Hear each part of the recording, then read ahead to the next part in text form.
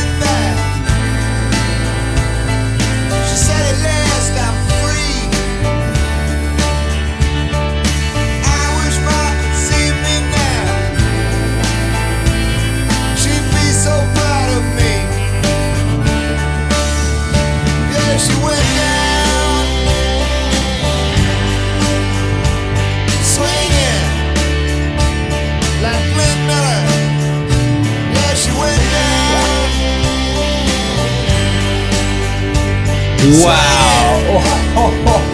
This new Special Forces. Yeah, she went down, swinging like Sammy Davis.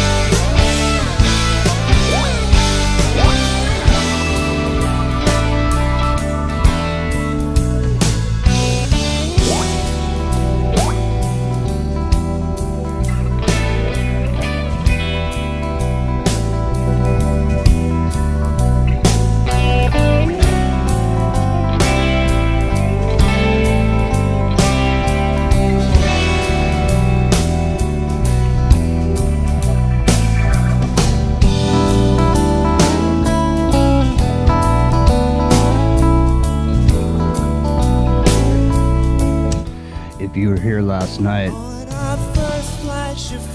you were here. If you weren't, you should go look at it. It's up here on YouTube. My name's Jimmy. We're just getting rolling here. This is the chilluminatti.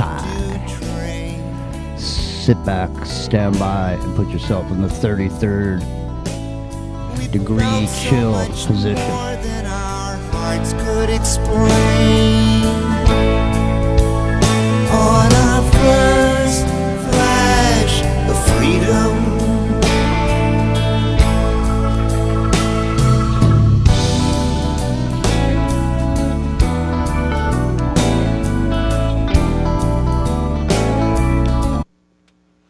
what the hell is going on around here? Seriously, something just happened. I don't even know what it was.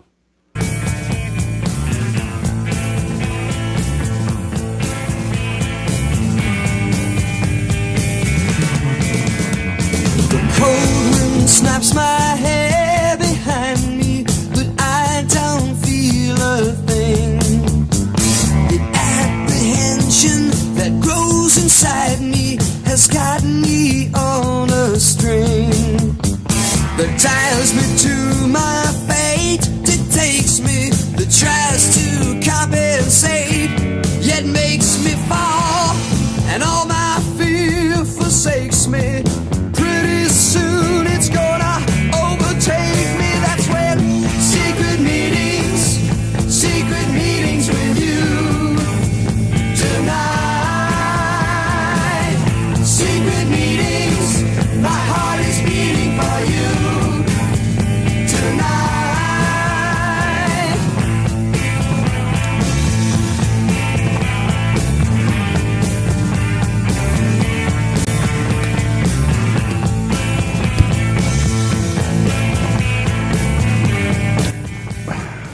Rock and Rio.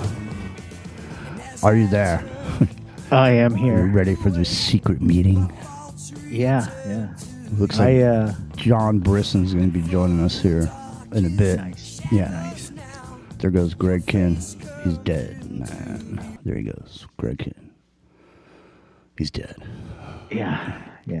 But we're still here, dude. You know, even after last night. Yeah. Did you- Last night was interesting. At the end of the night, I wanted to say, hasta lasagna. And I hope if you got any, I hope you didn't get any on you. Yeah, right. That was, I was talking to Amber earlier, and she's saying that, it was at moments there was a bit of toxic gas effervescing from into the microcosm, But this is into the microcosm, isn't it?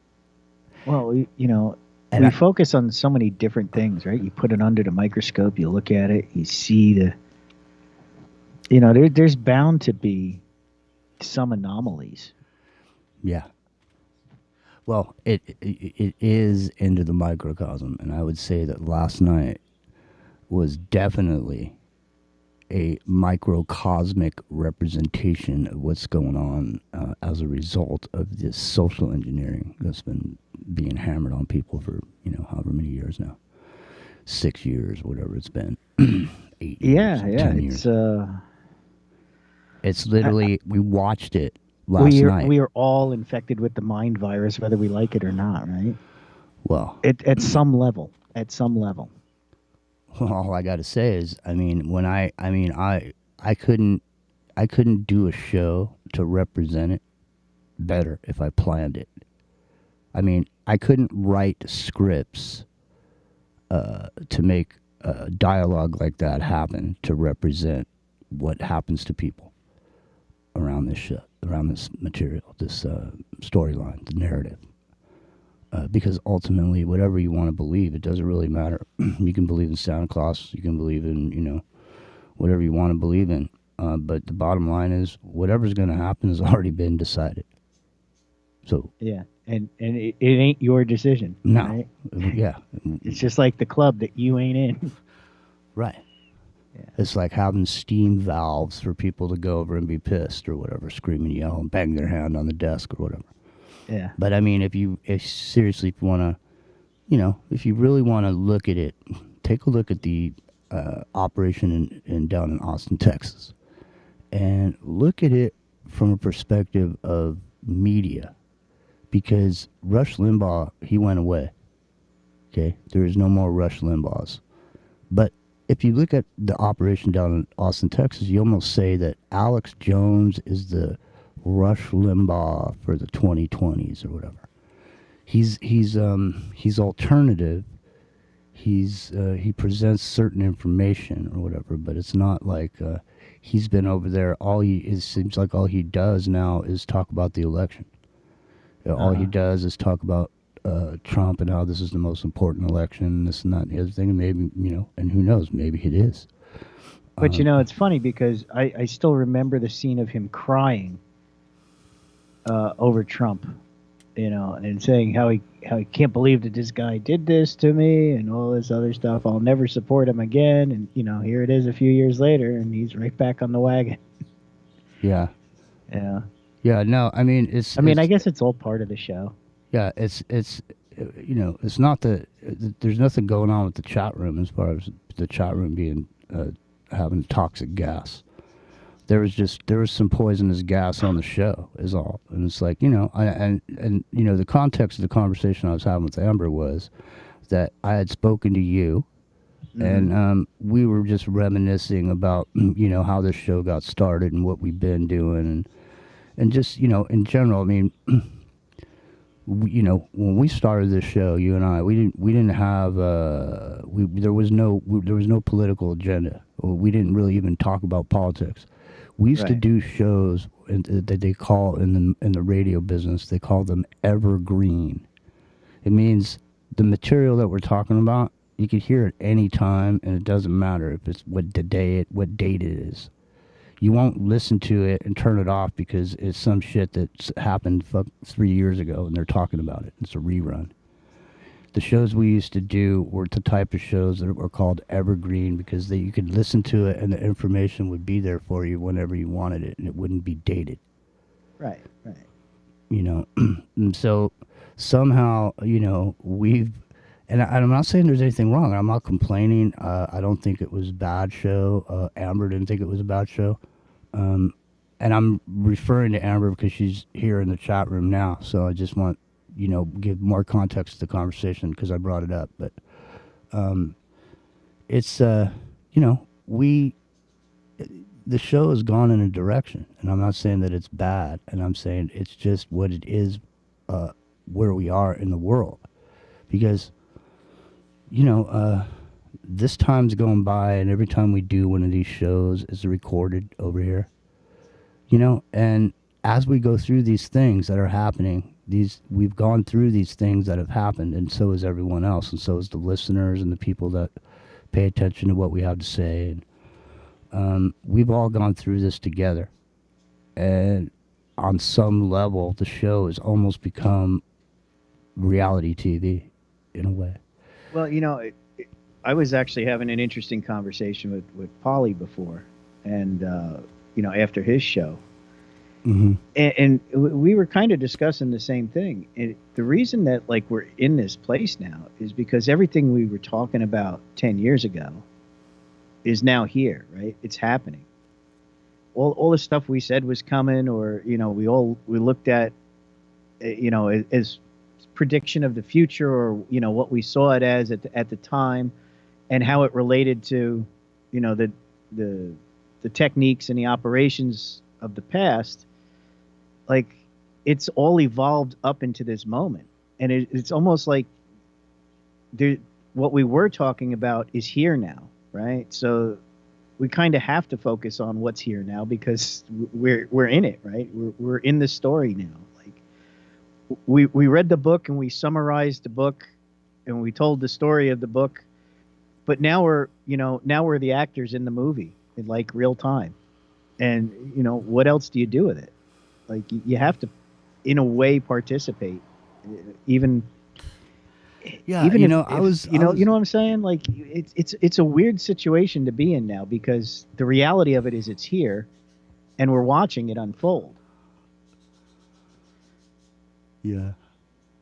And I was looking. Iron Horse said he loves his kill box, or she. I'm not sure. Iron Horse. I'm not sure if you're male or female. It doesn't matter. I just said he because Iron Horse breeds them. In my mind, it's a kind of a masculine name. But no, the thing is that. So it's not, so it's not bad, okay? But I mean, there was some shit said last night that is wholly untrue, and about this show. You know what I mean? There's nothing you can't say on this show. There's nothing I don't want you to talk about. If you're a guest on this show, you can talk about whatever you talk about. That doesn't mean I agree with it. Okay? I let you say your piece or whatever. I might not even say anything. I might just let it go by. Who knows? Everyone gets to say their piece. Now, there's certain subjects that I don't like. Okay? I'm not censoring you. I'm not keeping you from finding out. Okay? There's plenty of fucking people out there that talk this shit. Okay? You can talk about it until you're fucking blue in the face, and you're never going to do a thing about it. Okay? I'm not interested in what religion somebody is. Okay? I'm interested in what they're up to or what they're doing. What their religion is doesn't make a difference to me. It's more about the point of view and how they act, and right. Judge a man by his character, not the color of his skin, or race, religion, or creed, or whatever. It's like we don't discriminate here. We're equally abrasive. If you're doing something that needs to be talked about, we talk about it. But the thing is there's certain subjects out there that, like I say, you can talk about it until you're blue in the face. Unfortunately, child trafficking is one of those things.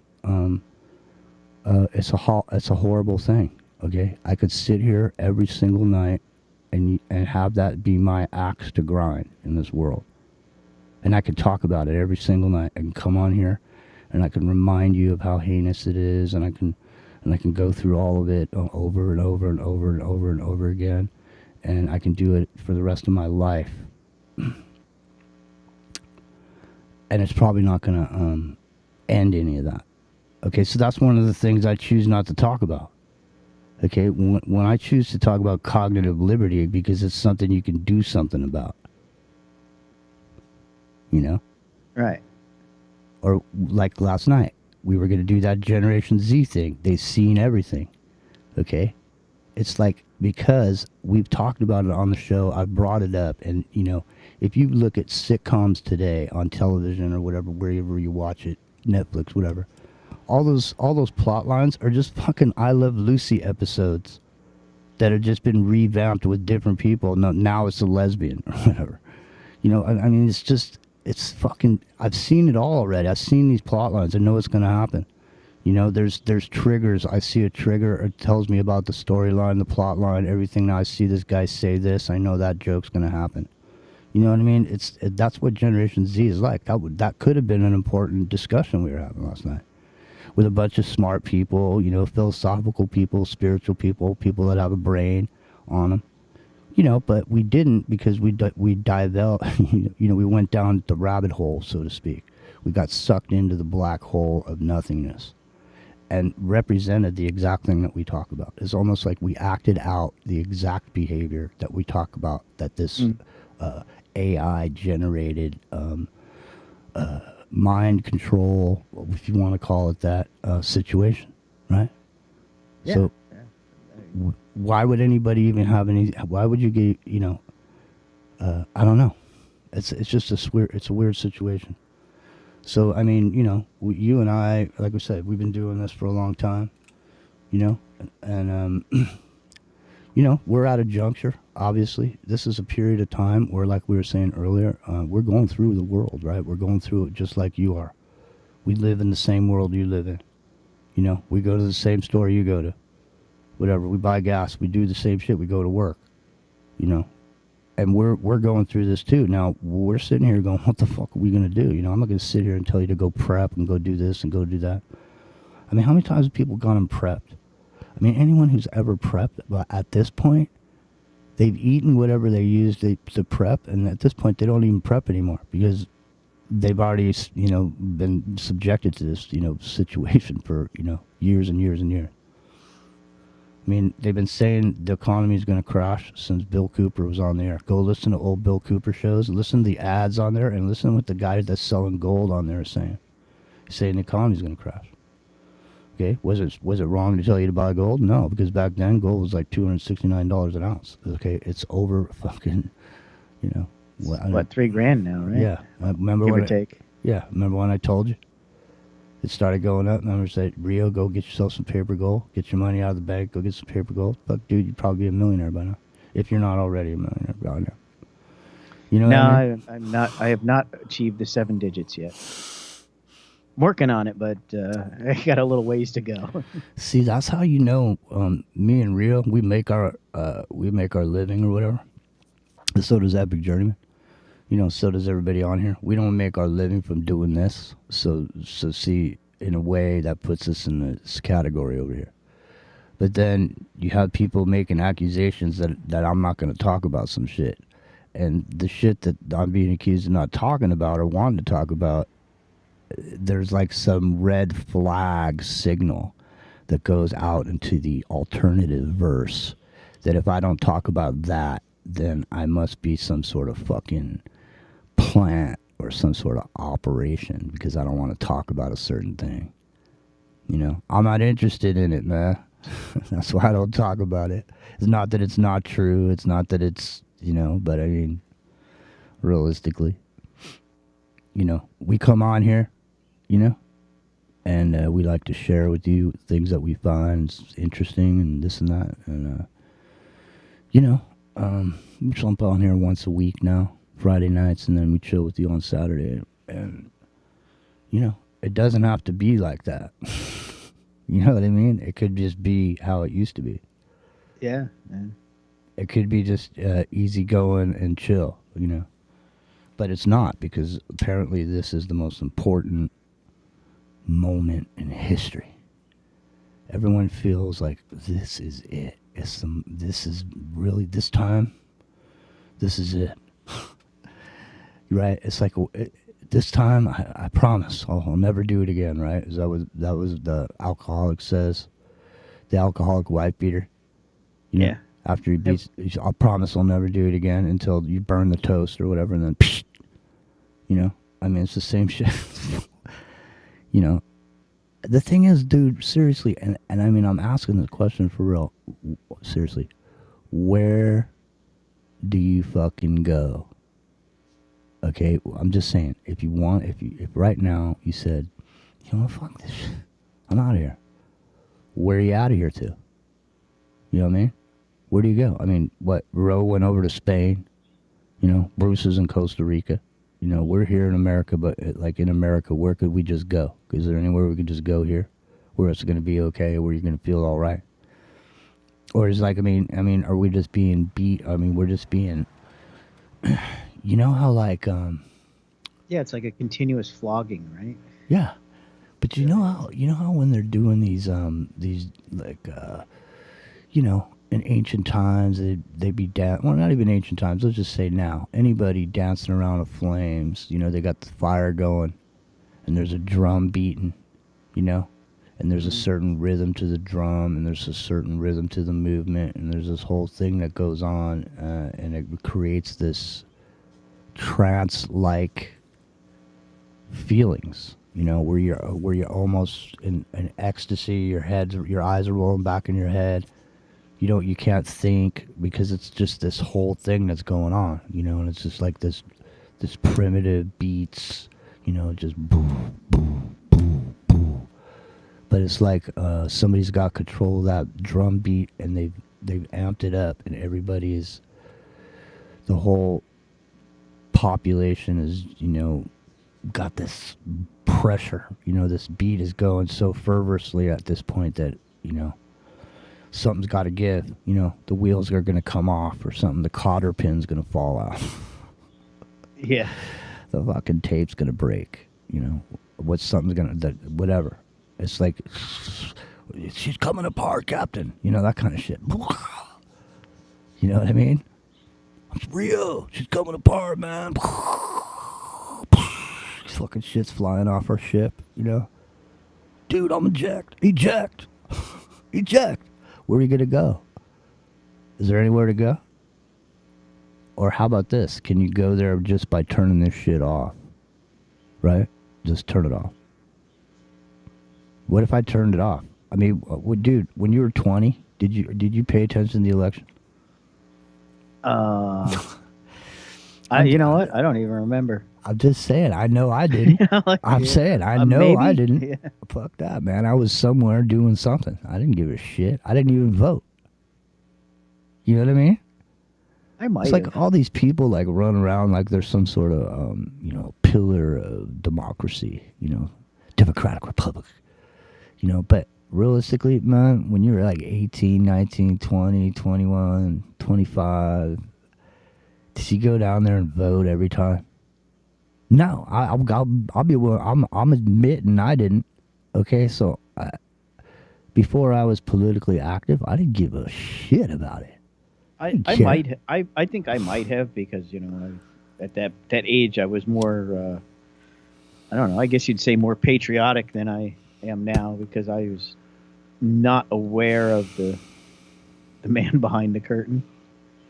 Man, I was patriotic on 4th of July, and I was stoked because it was a 3-day weekend, and I got to drink some beer. Okay, and I guarantee you the majority of people are like that. Oh, I'm sure. Yeah. I agree. So, I mean, the thing is like, this is why it's the way it is now, right? Because that back then we didn't pay attention, and this happened. And now here we are, right? So, but now everybody cares about it. Well, yeah, I was going to say it's weird because the millennials paid more attention to it, and the Gen Z now is, really paying attention to it at some level, and completely ignoring it at another. It's a very bizarre split, right? They, the new generation, like if they're involved, they're like really heavily involved. If they're not involved, they're just whatever. I got something else to do. It's a really strange divide, I guess, even among the current generation. Mm-hmm. Where with us in our generations, it was more of you generally took some kind of interest in it, even if it was only a little bit. Man, I didn't take. You know what? Look at what.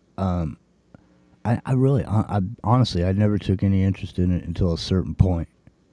You know what I mean? But up until that point, I didn't care. And I'm just be willing to bet most people didn't. And this is just like anything else. I mean, you don't care until all of a sudden now you got to fix it. Look, because you didn't care. You don't care until it affects you, right? And then we got to do something about it. Yeah, that's what I mean. You didn't care until you heard that noise. Now you looked at it and you found out, shit, man, I got $3,000 worth of car repair I got to do. You know what I mean?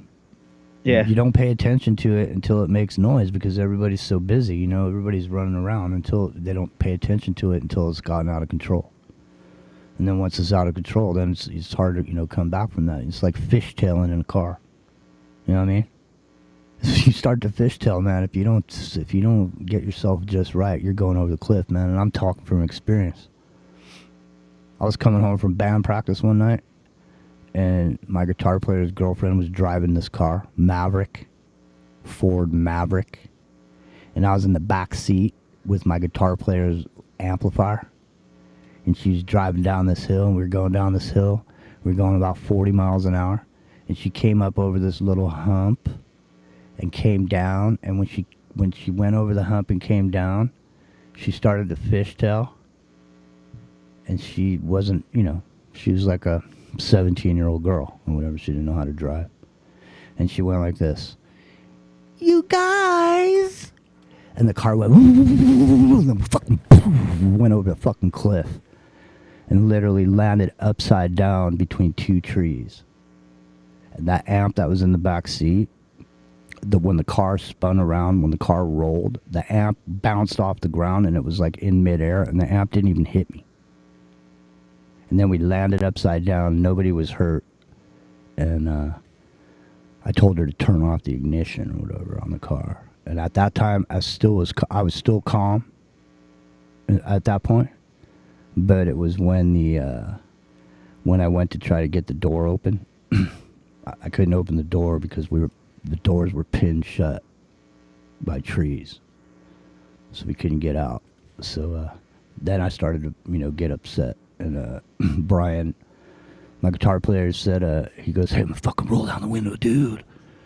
So we rolled down the window and we climbed out, and we climbed back up this mountain. It's pitch black in the dark in a fucking canyon. We climbed up this mountain, and then we got on the road, and we hitchhiked back to her house. When we came back with her father, she was she lived in a wealthy area, wealthy family. So we came back with her father, and when we came back, there was all this like hook and ladders, fucking all these cars and like ambulances and shit, and spotlights and helicopters flying around. Oh boy! Because they thought we were down there still. They thought we were dead, and we were standing up on the ridge looking down at all that shit. And we go up to them, and we told them that, it was us or whatever. And they were, we thought you were dead. We thought you were dead, Jimmy. Yeah. He's dead, Jim. Fishtailing. You gotta be careful, man. Don't fishtail. King says he wants a Maverick. Why? Yeah, I know. Actually, it wasn't really, I mean, the roof was smashed or whatever, but I guess you could say it really did handle it pretty good. We flipped end over end and then rolled down the hill. Yeah, I've been upside down myself once or twice. It's amazing. That's why I have a personal distaste for Mustangs. But that's a whole nother story. Yeah, so we need to get the toxicity out. You know what I mean? We need to get to open the window over there, Rio. Did you got the window open? Oh yeah, We have the haven't- fan on. We haven't cleaned the studio in a long time. There's a funk. Looks like S90's over there. What's up, S90? Good to see you. Yeah, we got do a little funk. You spray some Lysol and open a window. See if we can clear it out a bit. Yeah, we'll see if I think Johnny's going to be coming around here in a bit. Maybe about Yeah, it's- 5-10 minutes, something like that. I'll throw him a message. Yeah, it'd be great. I can't wait to talk to. I haven't talked to John in a while. Neither have I. Neither have I. We'll see what he's been up to, and I'm sure he's been up to something good. He always So is. I did reorganize things a little bit today. So the Independent Broadcast Network is up and operational. I'm actually broadcasting on both channels now since you didn't manage to log in. No, I couldn't get in. And I cleaned out the archives, and the chat room is up and running, and everybody who was there previously that's not a troll has been approved by moi, the moderator. Okay. Yeah, man. And, listen, I'd be stoked if everything comes back to the way it is. But look at, man, I exited that shit because I can't deal with that trolling shit. And if you're in the chat room and we make you a moderator and you're in there and somebody's in there flooding the fucking chat, get rid of them. Yeah. Get rid of them. Okay, flooding a chat is not. Look at. You don't have to describe it, okay? It's easy to know what it is. Was when somebody sits there and post and post and post and post and post and post and post and post and one-liners, post a GIF, a GIF, a post.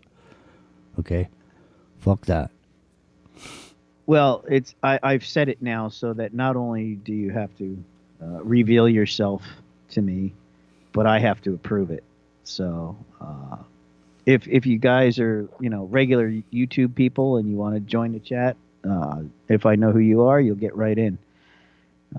But if not, you will have to pass the test. You have to pass the smell test. The sniff test. And if you do not pass the sniff test, you do not play.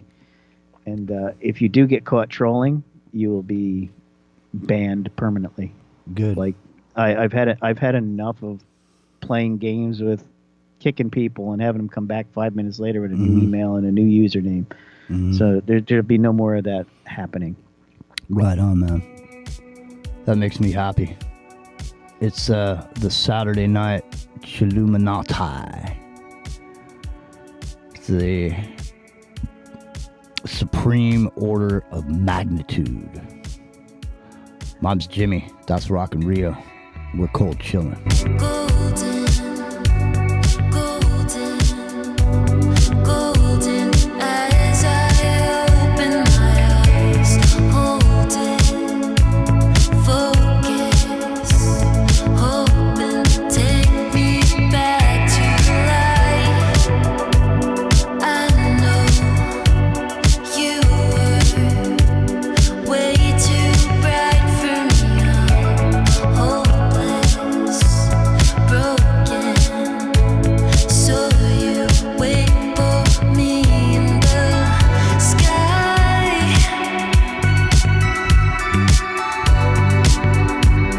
Browns my skin just right.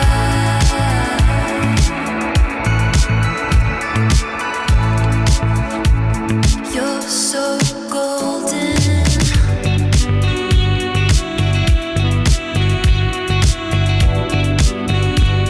You're so golden. I'm out of my head and I know that you're scared because hearts get broken. I don't wanna be alone. I don't wanna be alone. When it ends, don't wanna let you know. I don't wanna be alone, but I can feel it take a hold. I can feel you take control of who I am and all I've ever known. Loving you's the antidote. Golden.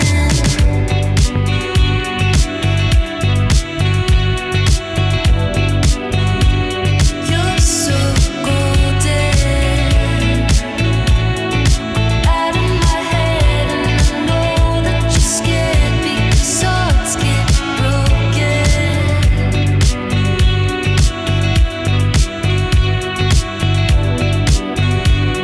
You're so golden. Out of my head and I know that you're Let me ask you a scared question. because You ever thought hearts about get what's wrong? broken.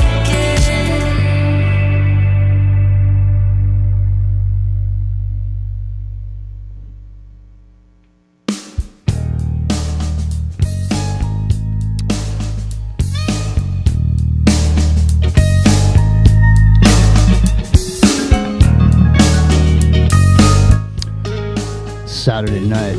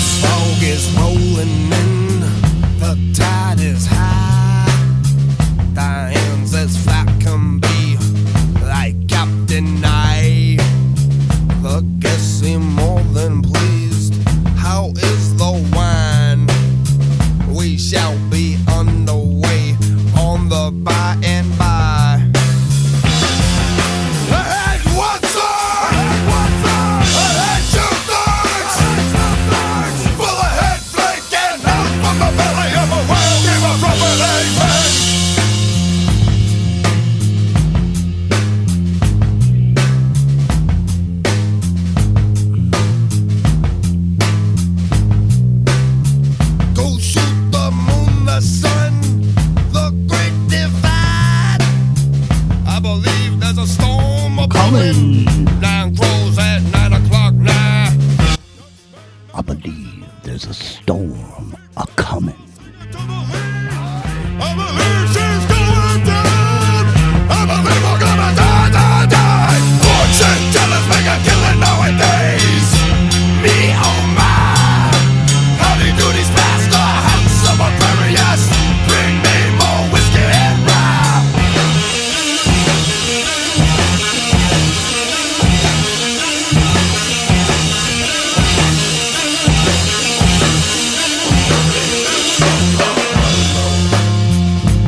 Oh, I just drove away a couple of listeners with the clutch. Big news. Number one. S90. You want to come on here? Pyramid 7 was having it. Yeah. So, hey, listen, I looked at... Hold on.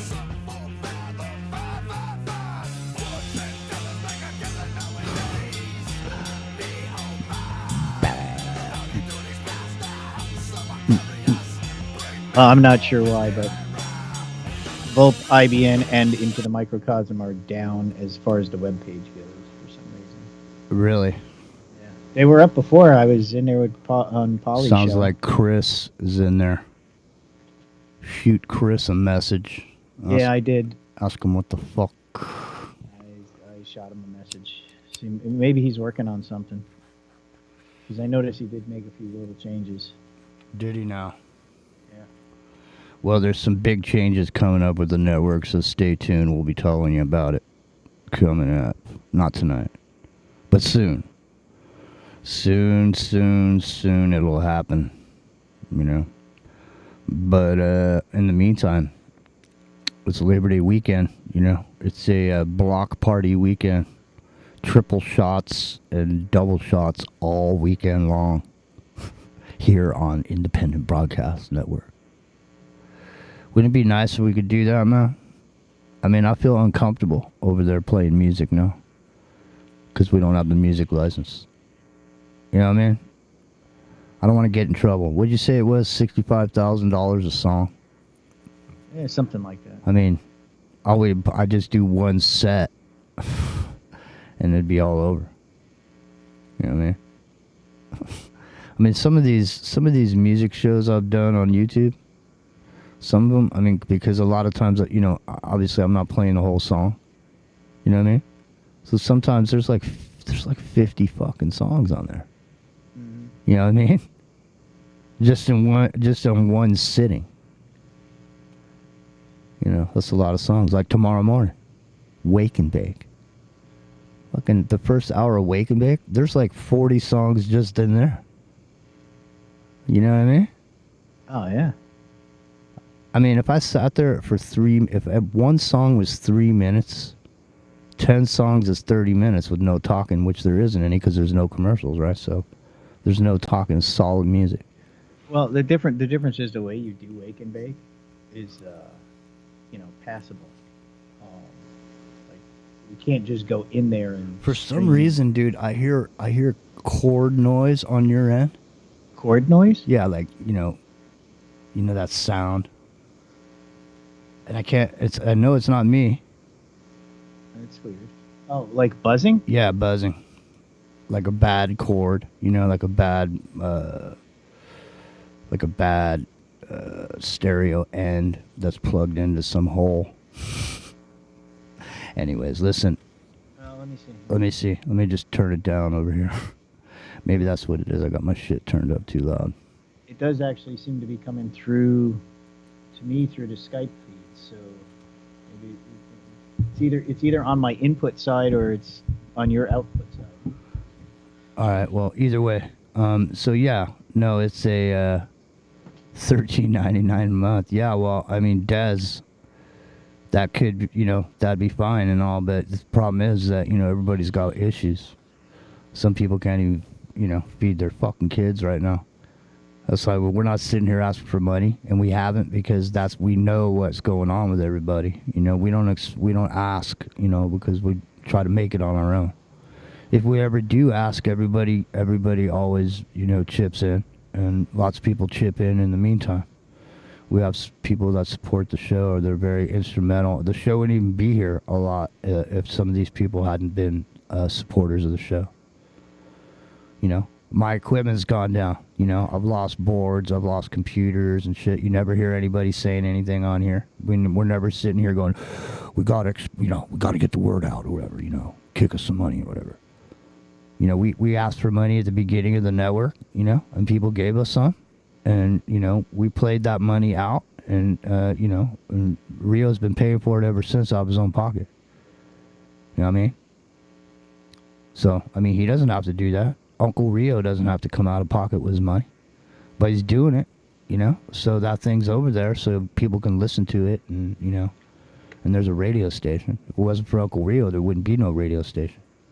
And it's funny because when Uncle Jimmy said he was going to fucking start a radio station, all of a sudden it was like, well, the radio station will get started only when, you know, when Jimmy does something.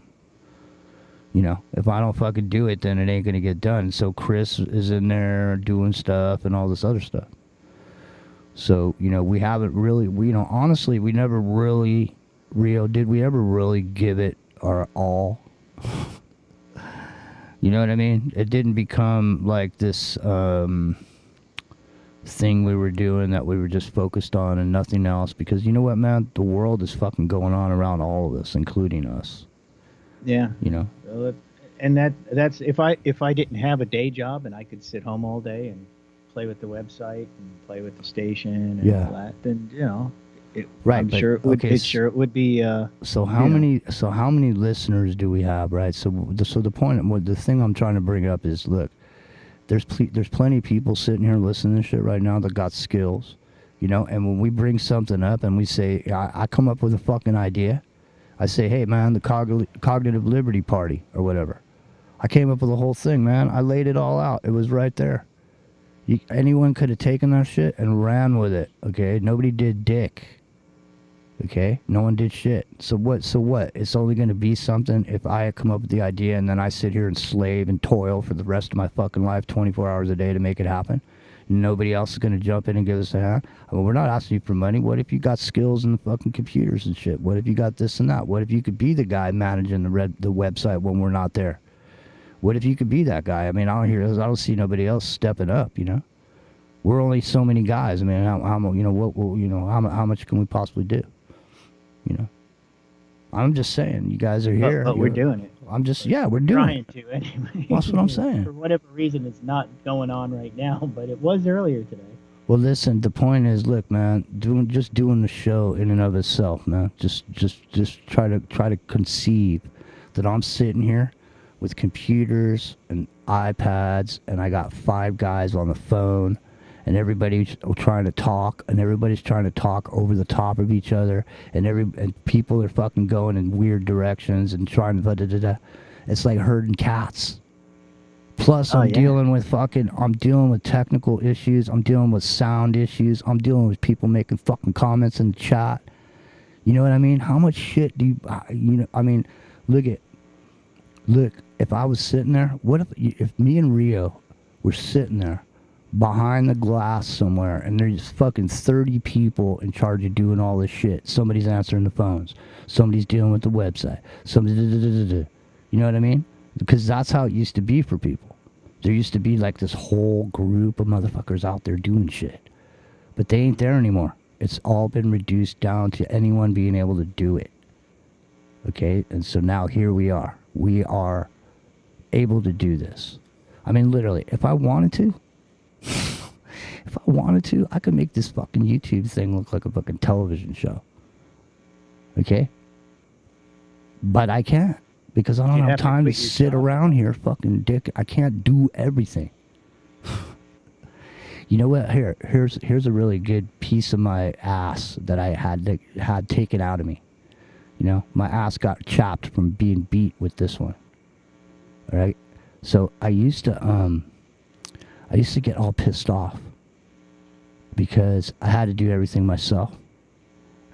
And I realized that that was the reason I was pissed off. Is because I didn't let anybody else do anything. I had to do everything myself. Because I had to have it my way. I had to do it my way. I had to get it done now. I want to do it real quick, whatever it is. But eventually, I had to take on everything myself until everything was on my shoulders, you know. And then after I had it on my shoulders all that period of time, after I just beat myself to death with it and so on and so forth, then I'd start getting pissed off because I had to do everything myself. And then that's when I would just blow and say, fuck it, I ain't doing it no more. You know? Pretty much. So I had to learn that lesson. You know, I had to learn that I can't do everything and I can't manage everything. I can only do what I can do. And as long as I do the best that I can with what I have to work with, then my side of the street is clean. All right? If I keep that shit, my side of the street's all I'm responsible for. I am responsible for other people's shit. I am responsible for other people's side of the streets. You know what I mean? It's hard enough to just take care of my own shit. But anyways, back to what we were saying, you know, anytime you guys want to jump in here and contribute to what we got going on, if you're inclined to that and you got something, you know, even whatever skills you have that you want to offer, you know, Rio, do you got an email they can put out from the station that you can just let people email you that may want to do a show or get involved or giving us a hand with some stuff? You know, because that way at least they can, you know what I mean?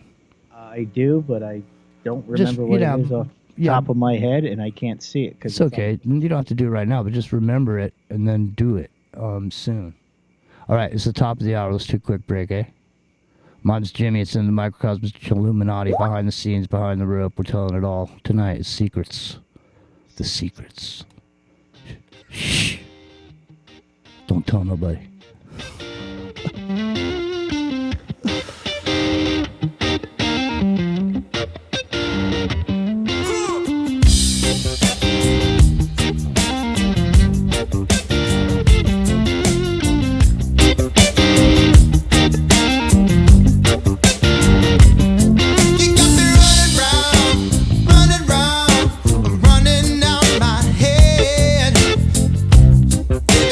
Mystery.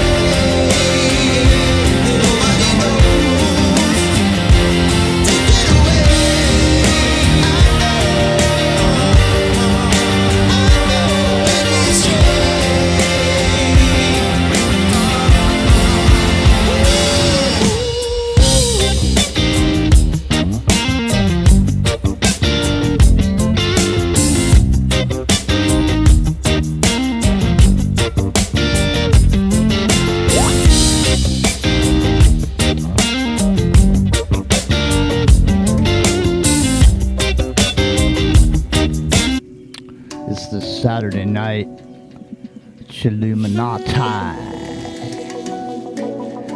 the supreme order of magnitude. My name is Jimmy. Sitting here with Rockin' Rio.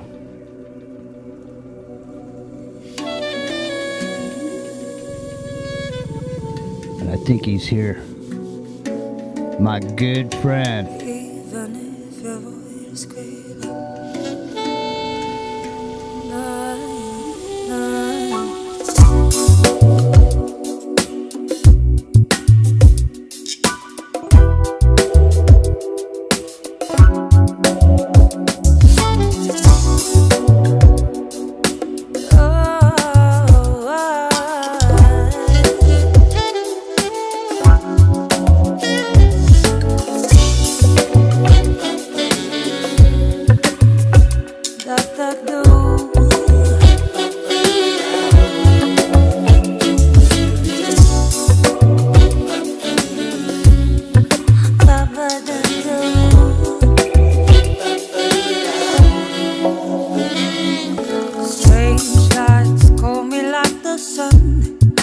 shaken on my windowsill, the condensation when I hear thunder.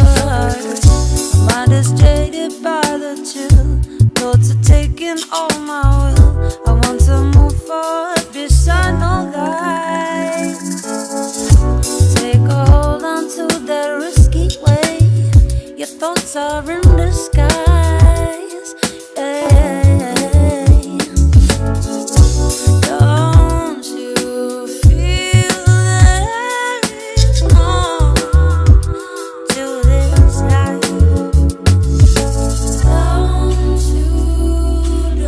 Rockin' Rio, are you there?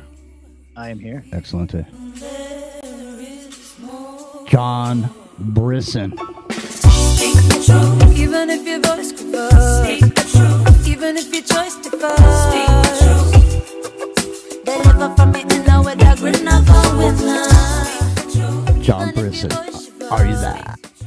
I am, Jimmy. I am here. What's happening? I'm glad to be here with you guys this evening on Into the Microcosm. I'm glad you're here, man. It's good to hear you. I can't see you, but I hear you. You should be able to see me now. Okay. Welcome back, John. Yeah. Hang on. That is a Dub Princess and Isaac Chambers doing Speak Truth. So I played that because Big John's here. Good to have you, John. Good to see you. How's the family? How's the children doing? Everybody's doing good. Yeah, everybody's doing well. Back teaching in school. School started back, so that's been fun. Back to work. Yes, that is true. Yes, so teaching the kids this year and everything, and so far going so far so well. And glad to see Rio with us here this evening. Yeah. Epic Journeyman's there somewhere in the mist. He worked late. Somewhere. Yeah, he worked late and he had to go get something to eat. So I think he's there somewhere. I'll add him in here in a bit here. I just wanted to welcome you in and say hello. And it's just, I mean, we in the chat. Yeah, we love you, big time, John, and we haven't talked to you Love in you a long guys time. too. We miss you, and we really.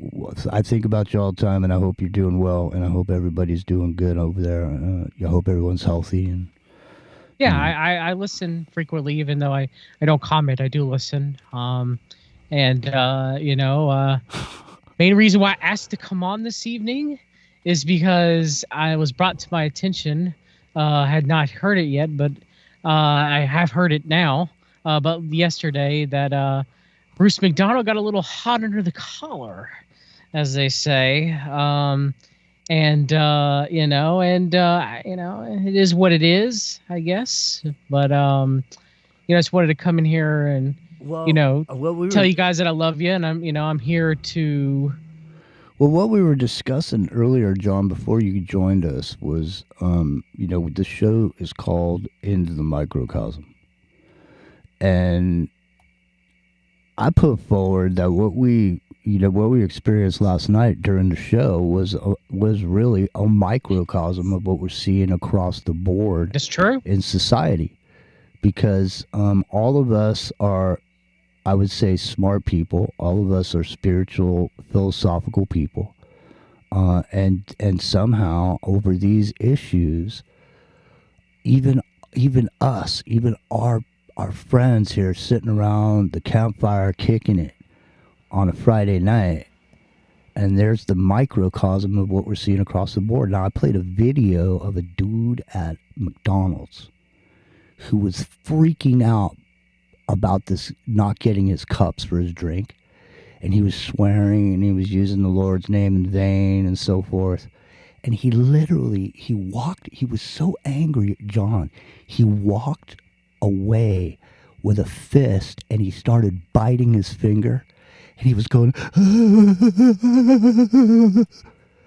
I swear to God, Bob, I had never seen anything like that in my life, man.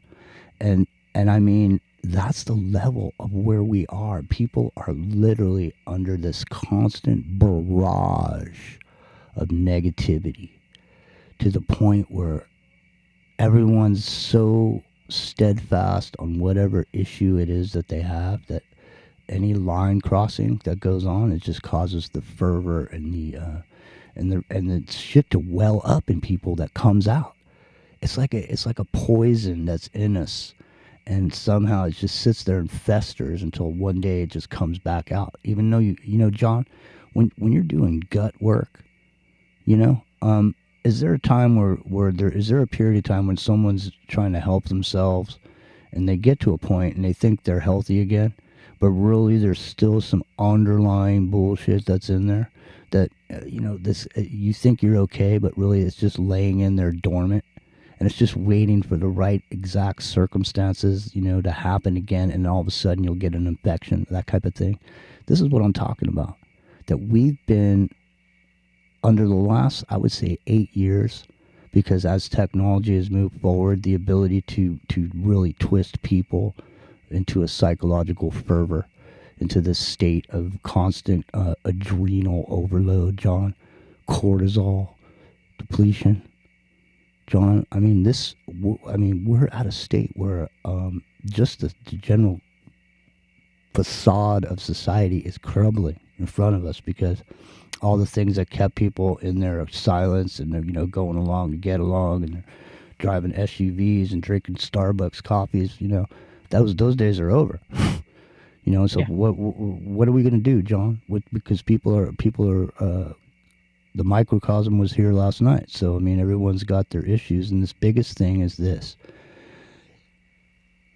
They say, John, it's the biggest election in the history of mankind, John. That, you know, this is the one. If you don't go the right way on this one, well, it's the end of the world. Well, doesn't both sides feel that way? Mm-hmm. I mean, I'm just saying, whichever side you're sitting on of that argument, doesn't both sides feel that way? I mean, they both feel the same way about each other's candidate, you know? Yeah, I mean, there's a lot of tension in the air. You know, Trump said that all Christians just have to vote for him on election day, that they can, you know, throw away any issues that they have with Trump, you know, acting like he is a born-again Christian, but he's not, or being pro-abortion or pro-LGBTQT+. You just have to throw all those things aside and not care, but vote for him just this one time. Just this one time, Jimmy. You beautiful Christians, as he said, you beautiful Christians, you just have to vote this one time, and then that's it, because it's the most important election in American history, if not the world. You know, we have the Justice League of America with Trump as Superman and Tulsi Gabbard as Wonder Woman and RFK Jr. as Batman, the boy and Elon wonder. Musk as the Martian Manhunter. And they've literally memed that into existence. You can go check Trump's Truth Social. We're not putting away the things of childhood and being adults. We're going back to the things as a child. And this is the state that we are in. And both sides, you're right. It's not only one. It's the other side as well too. You know, they're playing that rhetoric up. When I watched the DNC, you know, they have to save democracy. Wouldn't you think? We're a constitutional republic, not a democracy. So yeah. I mean, save what democracy? Wouldn't you think that let's just say a dialogue from the other side of Trump, the opposite side, could say, I'll do what people love to do across the board. For some reason, people like to play the devil's advocate. And I always, when people say that to me, I always say, the devil doesn't need an advocate. You know, we don't have to play it, but I will right now. So, so people will be afraid that if Trump gets in, that he will become a dictator. And because he said that he was going to go, because of everything that had been done to him up until this point, with all this, he'd been misused. He's going to get retribution after, and he's going to go. And so he's been found to be not responsible if he's president for whatever he did.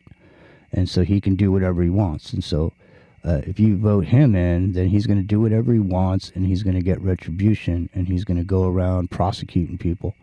And so, and a lot of people think that, because you're wearing a red hat, that martial law won't apply to you. You know? Exactly, yeah. But it does, doesn't it, John?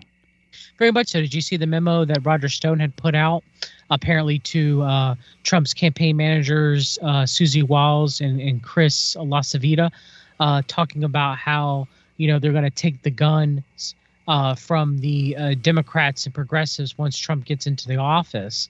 And then, that though the, MAGA people should be against that, right, because they are pro Second Amendment, that they would be easily fooled because they would be labeled as traitors.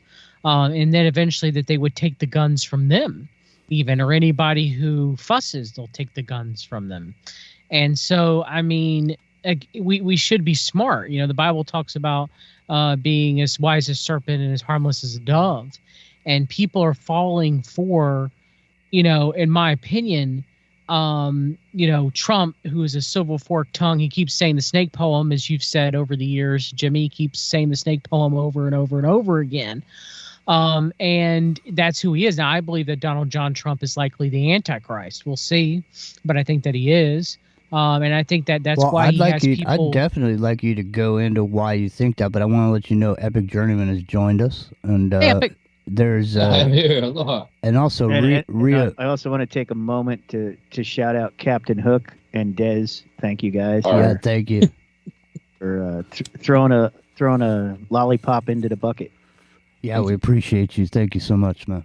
So listen, John, I want to hear about this. And so, because I've seen a couple of people putting forward these ideas, metaphorically speaking, because there's a lot of times that there's certain things that line up, but then other things don't. And so I'd be interested to hear what you think, and I know Rio will definitely would like to get into that conversation with you as well, and so is Epic Journeyman, because I think both of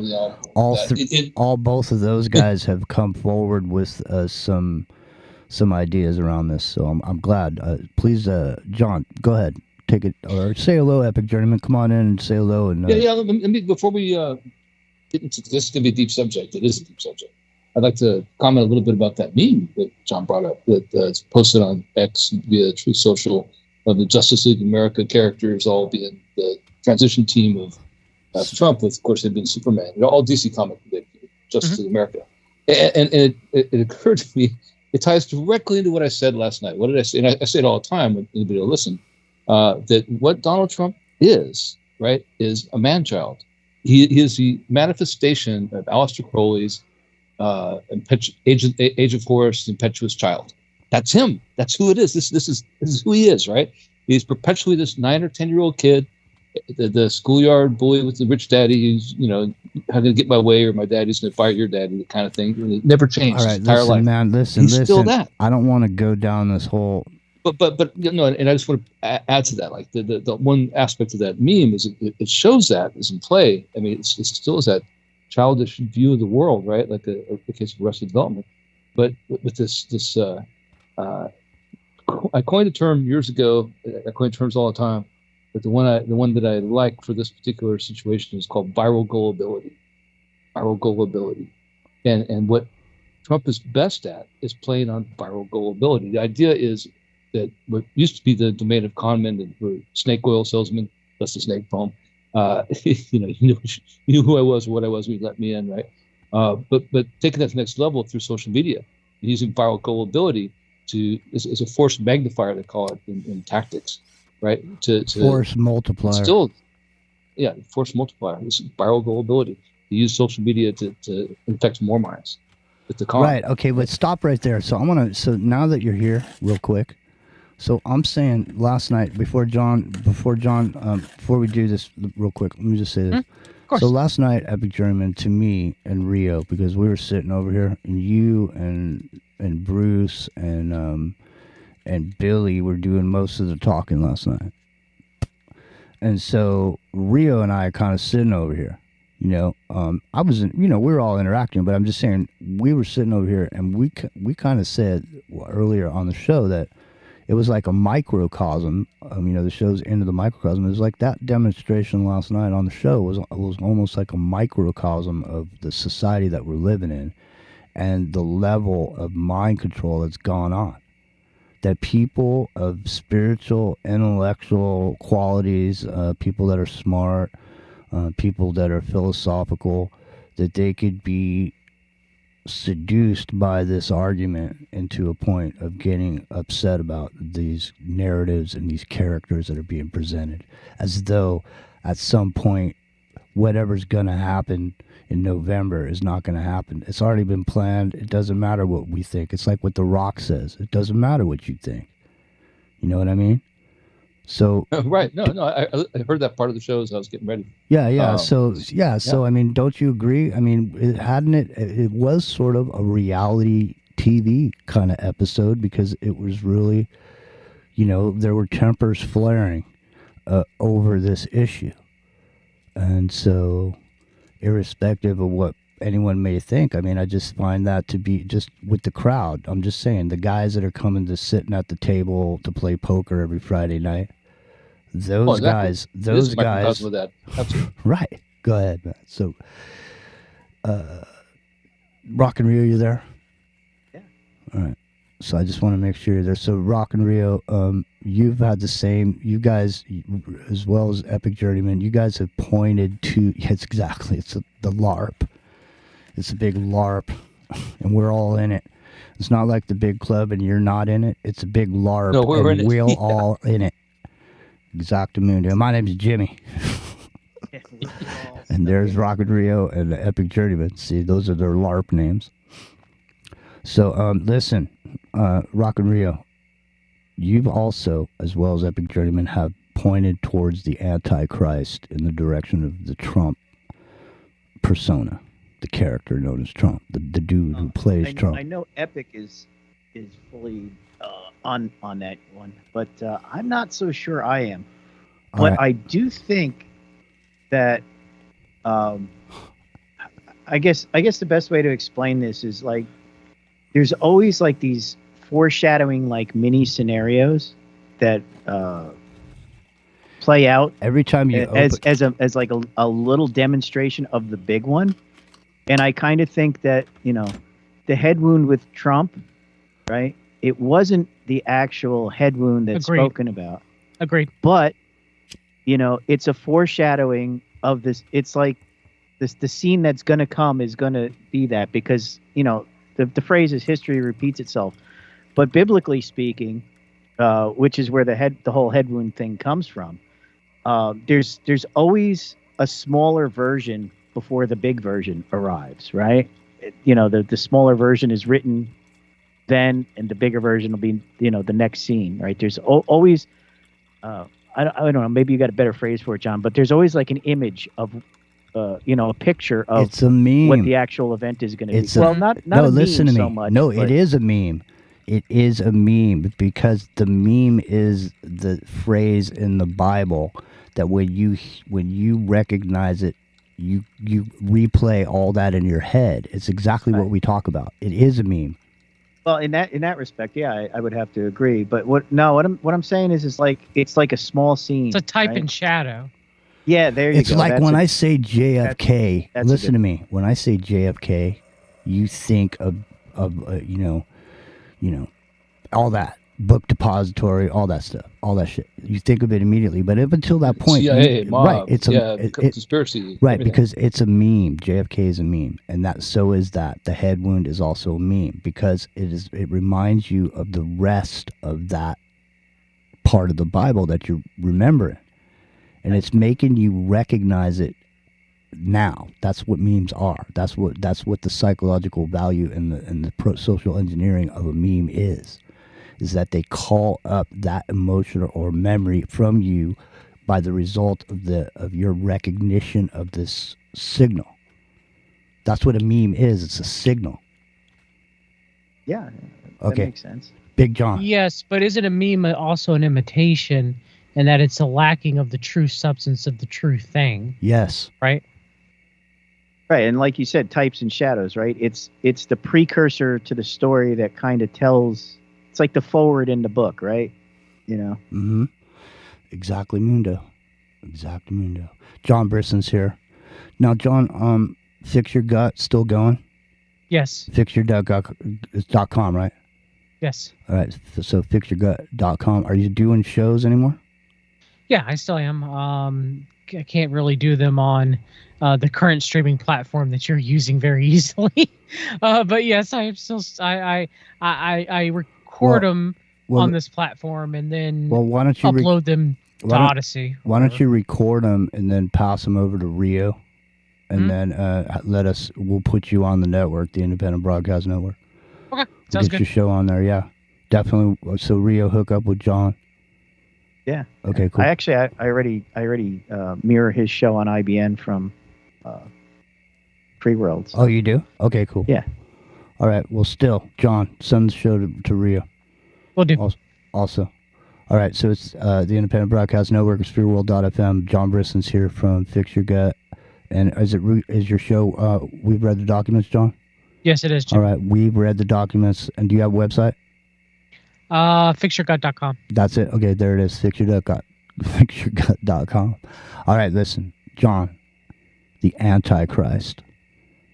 What about it, man? Come on. Well, I know a lot of people will go throughout history and say, well, this person had characteristics of the Antichrist. Some people will say that Napoleon in modern times, or Hitler, or a lot of people were saying Obama, if we're really getting modern. Some people said Reagan back in the day, obviously.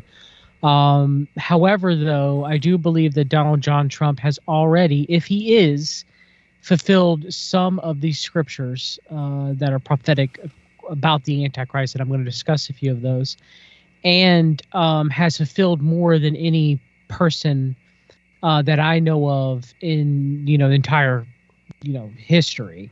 John, hey, John. And so there was a book that was written by Jonathan Dane called Rise of the Little Horn that was written before Trump got elected in 2016 that talked about that Trump was the Antichrist and that he would be elected president, and that and that it gave scriptural reasons and interpretations why that is. Now, most people, when they think of the Antichrist, Jimmy, as we're talking about like mimetic warfare and kind of like a microcosm of that you would see of kind of like born again evangelical Christianity, which I consider myself to be one, but I don't agree with the following thing that I'm going to discuss.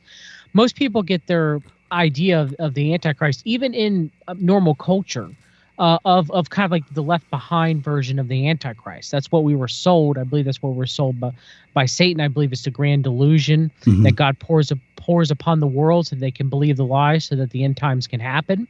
But anyway, you kind of have the idea that the Antichrist rises out of the European Union, or that the Antichrist is Muslim, and that the Antichrist is handsome and young, and the world just marvels after the Antichrist as soon as he appears on the scene, that they fawn and fall in love with him completely. Okay. That's not true. That's not what the Bible says at all. The Bible says... So that's the fairy tale version, John? That correct. Yes, that's the Left Behind CMP, Tim LaHaye, Jerry B. Jenkins version of the Antichrist. Yes, okay. Jimmy. All right, cool. Please. So the biblical one based off of Scripture shows that the world doesn't marvel after the Antichrist until the Antichrist receives the mortal head wound and is revived from that, and then enters into the image of the beast, which I think is artificial intelligence. And that's when the world marvels at the beast and seeks after him and falls in love with him. It doesn't happen until that time period. Now, I agree with Rio that I think when Trump was shot, okay, the assassination attempt of Donald Trump, it could be a type and shadow of what to come. Maybe the true mortal head wound will happen to him if he is the Antichrist. If not, if it does not happen, then he is not. But the world doesn't marvel until after the act happens and the false prophet resurrects Donald. If Donald Trump is Antichrist or the Antichrist resurrects him, and the world marvels after that resurrection. Okay, so let's help me reconcile this idea about the Messiah and these rabbis that went to Mar-a-Lago and made this presentation to Trump that he's the Meshekula or something. I don't know what it is. He's got some... The Mashiach. Yeah, the Mashiach. So that would be the Israel Heritage Foundation. I've done numerous streams exposing them, and they're not just some fringe group. They're very powerful, a very collective, powerful of ultra-Orthodox, likely Chabad Jewish people. And they started their own Heritage Foundation before the American Heritage Foundation, which is CMP controlled, at least in its present form. But they started it around the late 60s, early 70s, and they were a very pro-Zionist organization. Okay, so and they invited Donald Trump to Mar-a-Lago twice to honor him. One was to give him a silver crown, and the second was to give him the Prince of Peace award, which in Isaiah, mentions the prophecy of the Prince of Peace, and we know Jesus Christ is the Prince of Peace. But they gave him the award of the Mashiach, or the false Mashiach in Christian eschatology, the Prince of Peace award, crowning him their Messiah, their Mashiach. Jim. Okay, so listen, here's the thing. I just want to interject this here real quick. Okay, so there's the star of the morning, there's Venus, there's Jesus, and there's Lucifer. And so now here is the Antichrist on the one hand, and on the other hand, the Messiah. And here you have, from the Muslim religion, you have the their Messiah figure. The Mahdi. The Mahdi, right. Their Mahdi figure has a lot of the same actions when he arrives as our quote-unquote Antichrist figure. And so there's this superimposing and this confusion that's around these issues, because on the one hand, from wherever you stand, so on the one hand, the morning star is Lucifer. Somebody believes it's Lucifer. The other hand, somebody believes that the morning star is Jesus. The true morning star, yes. Right. So there's this confusion around these. There's a confusion around these. So what I'm saying is the Messiah for these rabbis the Antichrist? Yes, it is. And so they're looking for the Antichrist, and for them, the Antichrist will be the Messiah. Yes. Even though it's not the Messiah that the people of the Christian belief think it is. It doesn't mean the same thing. In other words, their Messiah isn't Jesus. It's the Antichrist. Correct. Okay. Yes. That is, yes. And so we have, the 7 Noahide laws. We have the Jewish rabbis and the Talmudists and the Chabadniks agreeing with the Muslims about the 7 Noahide laws, that they consider the Muslims to follow the 7 Noahide laws, and they're in agreement. So just like they're in agreement with that, and there'll be an agreement with the institution of the third temple and the temple sacrifice program to come. They will be in agreement of that, and they will be in agreement of the Antichrist as well too. However, biblically, I believe Jerusalem is destroyed. I believe it's Mystery Babylon. And so, Jerusalem is double-crossed by the Antichrist. It is destroyed and judged by God. And that destroyment and judgment of Jerusalem by God and by the Antichrist ends up turning the Jews to realize that Jesus Christ is the Messiah, those who would accept him and they would have faith in him. They, through that trial and tribulation, which they call, obviously the Great Tribulation, right, the time of Jacob's trouble, they will realize that, and many Jewish people will turn to Jesus as the Messiah. Now, as far as the Muslims are concerned, the quote unquote time of the Gentiles or the nations is over with pretty much at that point, and that the gospel and the law of diminishing returns in the end time is affected, in that regard to, the Muslims or to anyone who is not Jew-ish. Okay, and I understand Khazars and Ashkenazis and Mountain Jews and everything like that. I understand that. But, you end up, the people that are there now, whether I believe, any born again believer is a spiritual, part of spiritual Israel, that they're an Israelite. But, I do believe that, kind of like the third temple will play a role in the end times, and Jerusalem being destroyed will play a role in the end times. Now, I'm not a dispensationalist before anybody labels me as such. I don't believe in a pre-tribulation rapture, for example. I believe in a mid-tribulation rapture. But you are right in that the world is primed, even from our last discussion about the Antichrist many years ago, which I still value about Raj Patel and our ideas of who we thought the Antichrist was at the time. Mm-hmm. Okay. You do have the New Agers pointing to the Maitreya, and you have Maha, make America healthy again. Mm-hmm. And that is the completion of the sevenfold rays in Theosophy, the false Holy Spirit, okay, which you have RFK Jr. taking the mantle. If he is the Maha Chohan, he's taking the mantle of the Maitreya, okay, which is a whole nother interesting discussion, where I believe Elon Musk is likely the false prophet. RFK Jr. could be the false prophet, but I think Elon Musk is. And I think that RFK Jr. will be the New Age world teacher, or the Maitreya. Okay, so we'll see if that ends up happening or not. I'm not saying thus saith the Lord. This is just the way that, I see it through the evidence that I have available to me. Is this like the Bible code? So in other words, there's a You could make that argument, yeah. Hang on a second. So let me break it out for other people. So like the Bible code is very accurate. Okay? But you have to know what to put in there. In other words, if you don't know what to put in there, you'll never know what the Bible code says. And so it's the same thing with this in a way, because you know what's going on now, and so you can take the Bible and what it says and find code in it to point to a certain thing.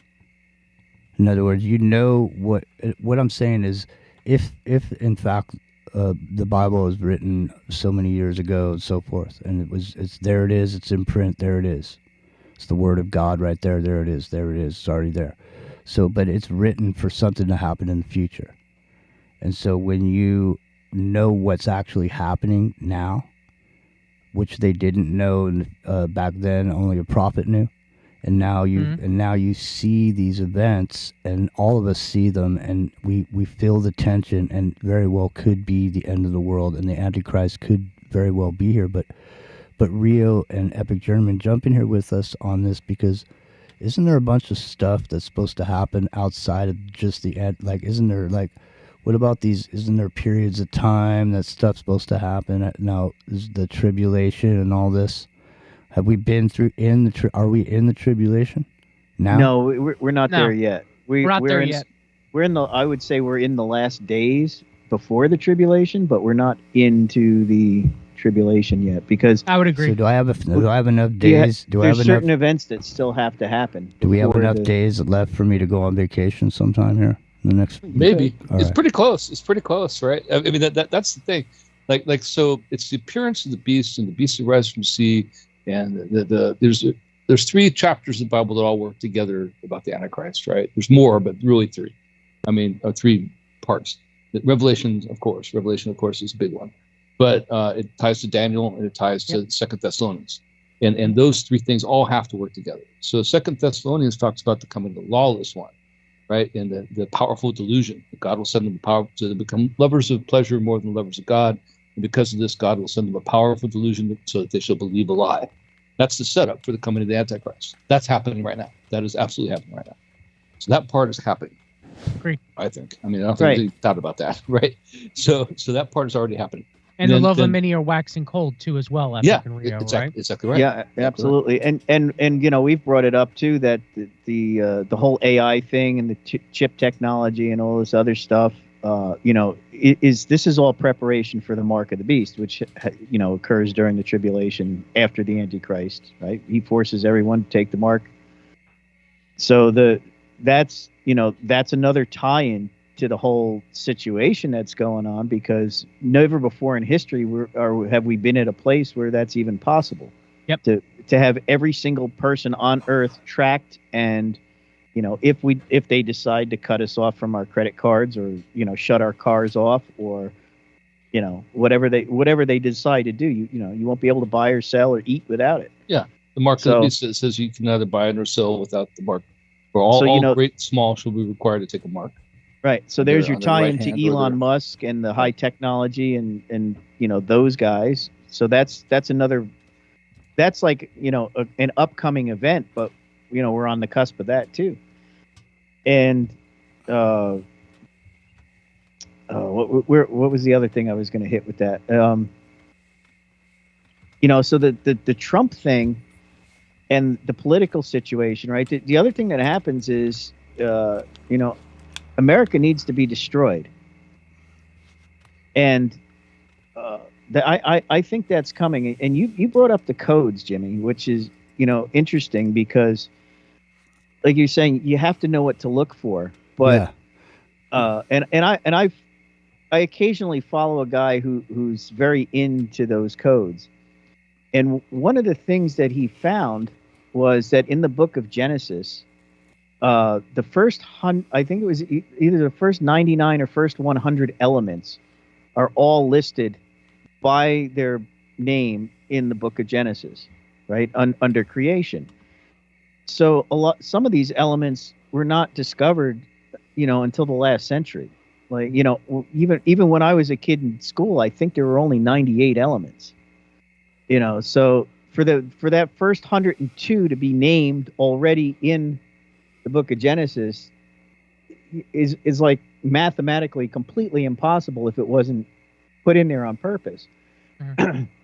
But he's been researching the codes for years, and you know, has made predictions based on what he's found, and he's been very accurate.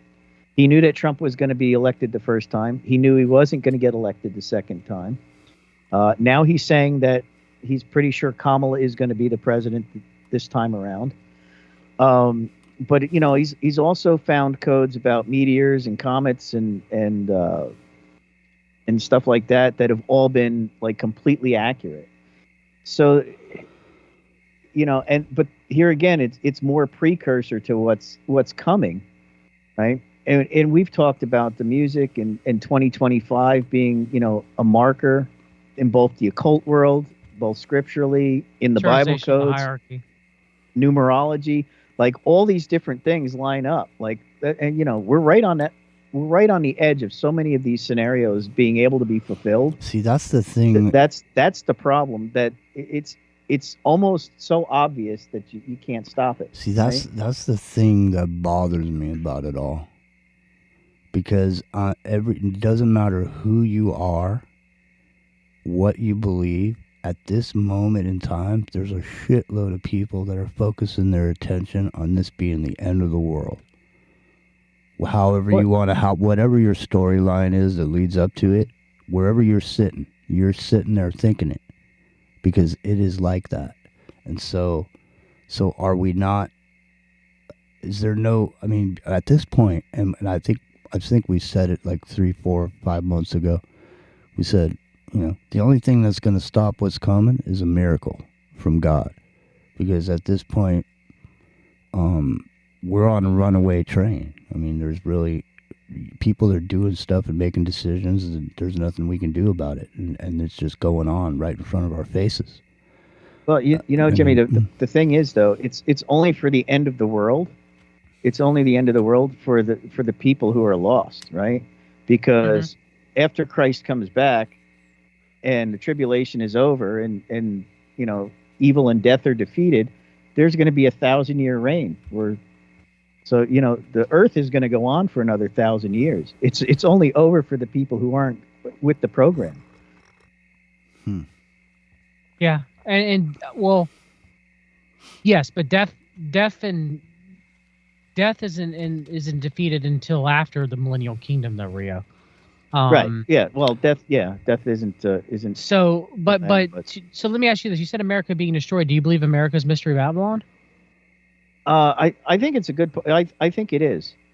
The main counter argument I have to that is that's only a recent belief, and it seems to be propagated by the same people I mentioned earlier, which was Tim LaHaye and Jerry B. Jenkins, and it seems to be accounts for national policy left behind modern eschatology, primarily in its promotion through Pentecostal churches, in kind of like your independent Baptist churches. Just like they say that the Antichrist is going to be Muslim, where Scripture and early church history shows otherwise. Islam didn't even exist at that time. Not that it couldn't play in the future eschatology, but isn't if you don't believe that Christ is the Son of God, isn't that by the very nature and definition antichrist? A antichrist, not the antichrist. No, right. But you are right, though. Yeah, that's what I mean. I mean, it's just on the face of it, you could just go, Muslims are antichrist.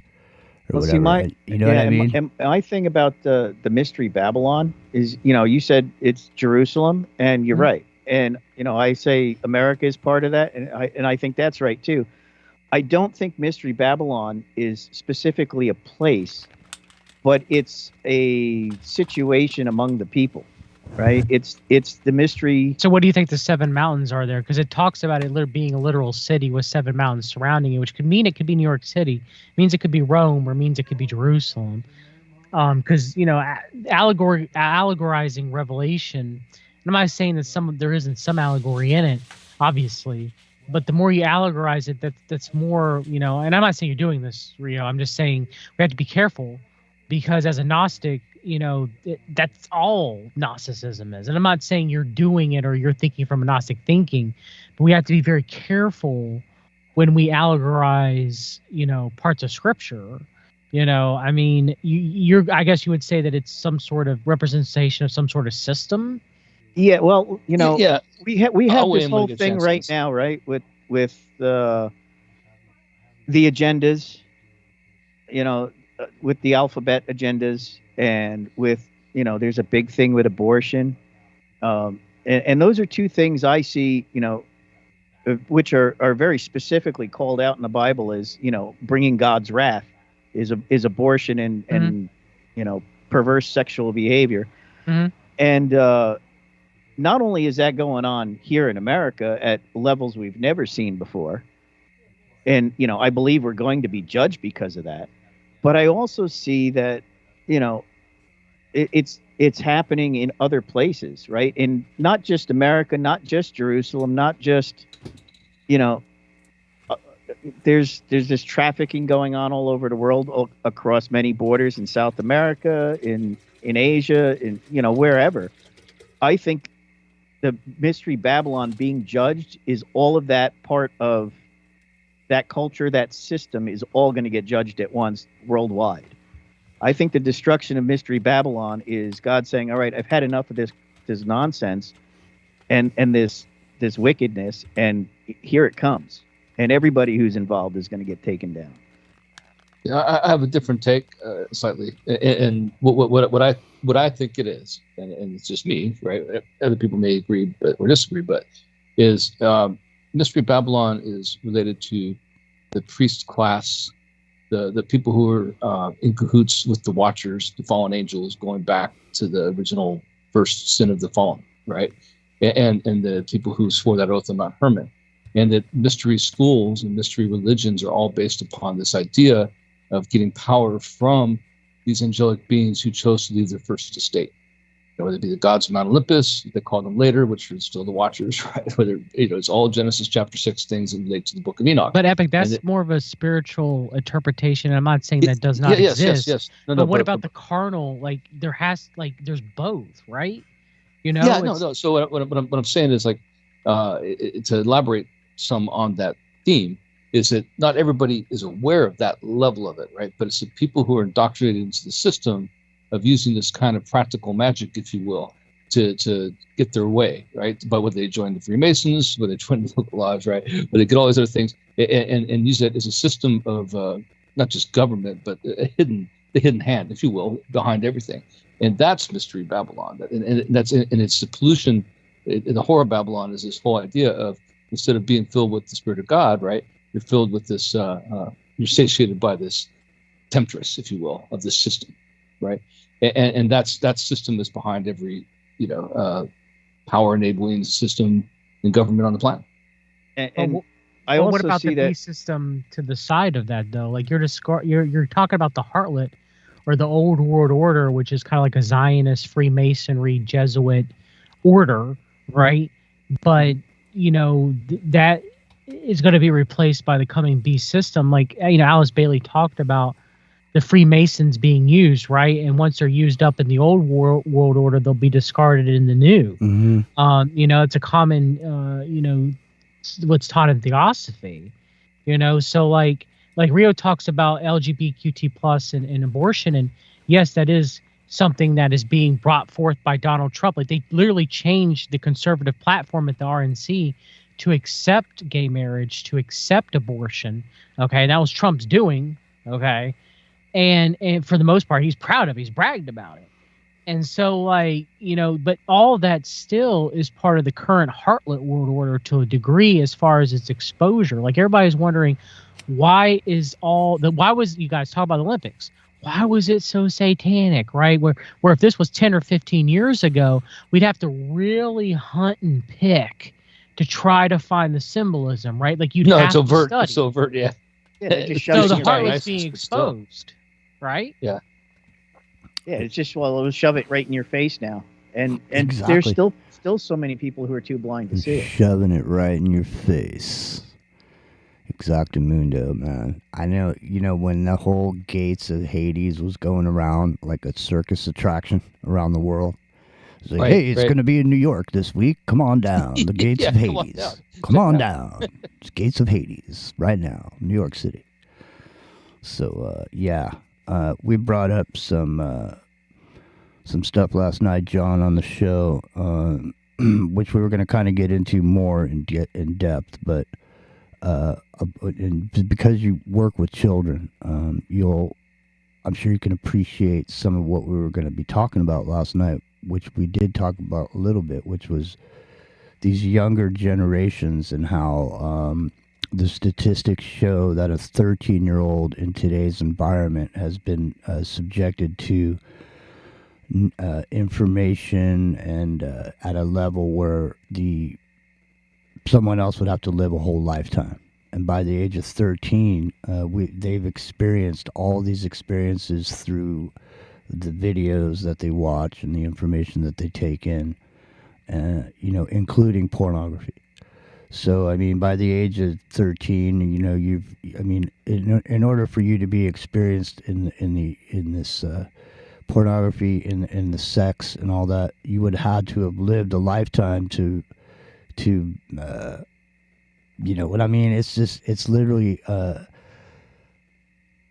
we're at a point where people have no hope for the future, and so it ties right in because these people that have been exposed to all this doom and this negativity and never seen any end to this on and on and on and on. And how the future doesn't look so bright with AI and robotics and where am I going to work and what am I going to do? So they become apathetic and pessimistic about the future. And so a lot of young people say, well, if this is the end, then so be it. I don't care. Bring it down. Let's bring something new in, John. Bring in a breath of fresh air, the new way of being, which is this whole Harry Potter idea that, for the most part, if you look across our civilization, you could say that, magic and the likes are more popular than the Bible itself. Yeah. And, young people know more about Harry Potter than they do about what's in the Bible. And so because of that, there's a whole attitude about magic, and so it's a confusing time. And I almost want to say it might be I'm going to ask you about this younger generation that are being handed devices at a young age as babysitters because you're coming in contact with them. But I mean, if you're in this generation, you have a bleak future, it appears to you. And so no one wants to do anything. What's the point, John? What's the point of mowing the lawn? The end is near. What are these children thinking, John? Are they advanced when you come in contact with them for the first time in your class? You never saw them before. Are they advanced to a level where you can sit there and have an adult conversation with them, basically? No, they've regressed completely in most cases. Really? I teach at a Christian school, so it's a mixture of, students who really want to learn, and students, that are also, born again, but that's not necessarily mutually exclusive. And you inner city CMP voucher children, right, that come in that got kicked out of other schools, and they're kind of given like a second chance, right? So it's kind of like that mixture. Now, granted, I would say that it is better than public school. My son is, finally going to the school that I teach at, and he's a better fit for it. It's very small, compared to the middle school that he went to. But there's a lot of bullying that was going around that really has always existed to some degree, but didn't really exist per se as much as it is now, even when I was growing up, going through the same school system that he went through. And it does happen, a little bit at the school that I teach at. I'm not going to say that it doesn't exist, but it's stopped very quickly when we see it. Especially, I don't put around with any of that in my class. But to answer a question to you, you are right in that COVID, the pandemic, broke a generation of kids. It broke a generation of kids. There's a stark contrast between the 9th grade, the 8th grade, and the 7th grade. The 8th grade were hit hardest during the pandemic, I believe. And they are just completely different than all the other grades. I teach 6th, 7th, 8th, 9th, and 10th. Okay. And that 8th grade class is extraordinarily challenging. They have no attention span whatsoever. Most of them want to act out. None of them want to learn, but at the same time, they do pay attention to what I say because I'm the cool science teacher. And they do remember things. And it's hard to reach them. Sometimes, like I have one kid in the class who asks questions that no one else does. Like he's brilliant, but he wants to be a class clown until he gets to high school because that what brings him attention. Right. Like he's the smartest kid in the class, but he gets in trouble the most because he's a class clown. So it's like sounds like you're talking about me, man. No, I'm just kidding. And last year, I gave him the most improved award, and he was crying because he got no other award, and I really meant it when I gave it to him, like I was proud of him, and then I'm teaching life science this year to him where I taught him earth science, and he's, telling me things that I taught him last year where other kids in the class aren't, so I'm like, and so I know it's a microcosm. I'm just teaching a very small class and and understand and it's different, but COVID broke that, the pandemic, being in front of screens. We know in Daniel, we're talking about the end times, it says knowledge will increase, right? We also know as well the end times that the days will be shortened for the sake of the very elect.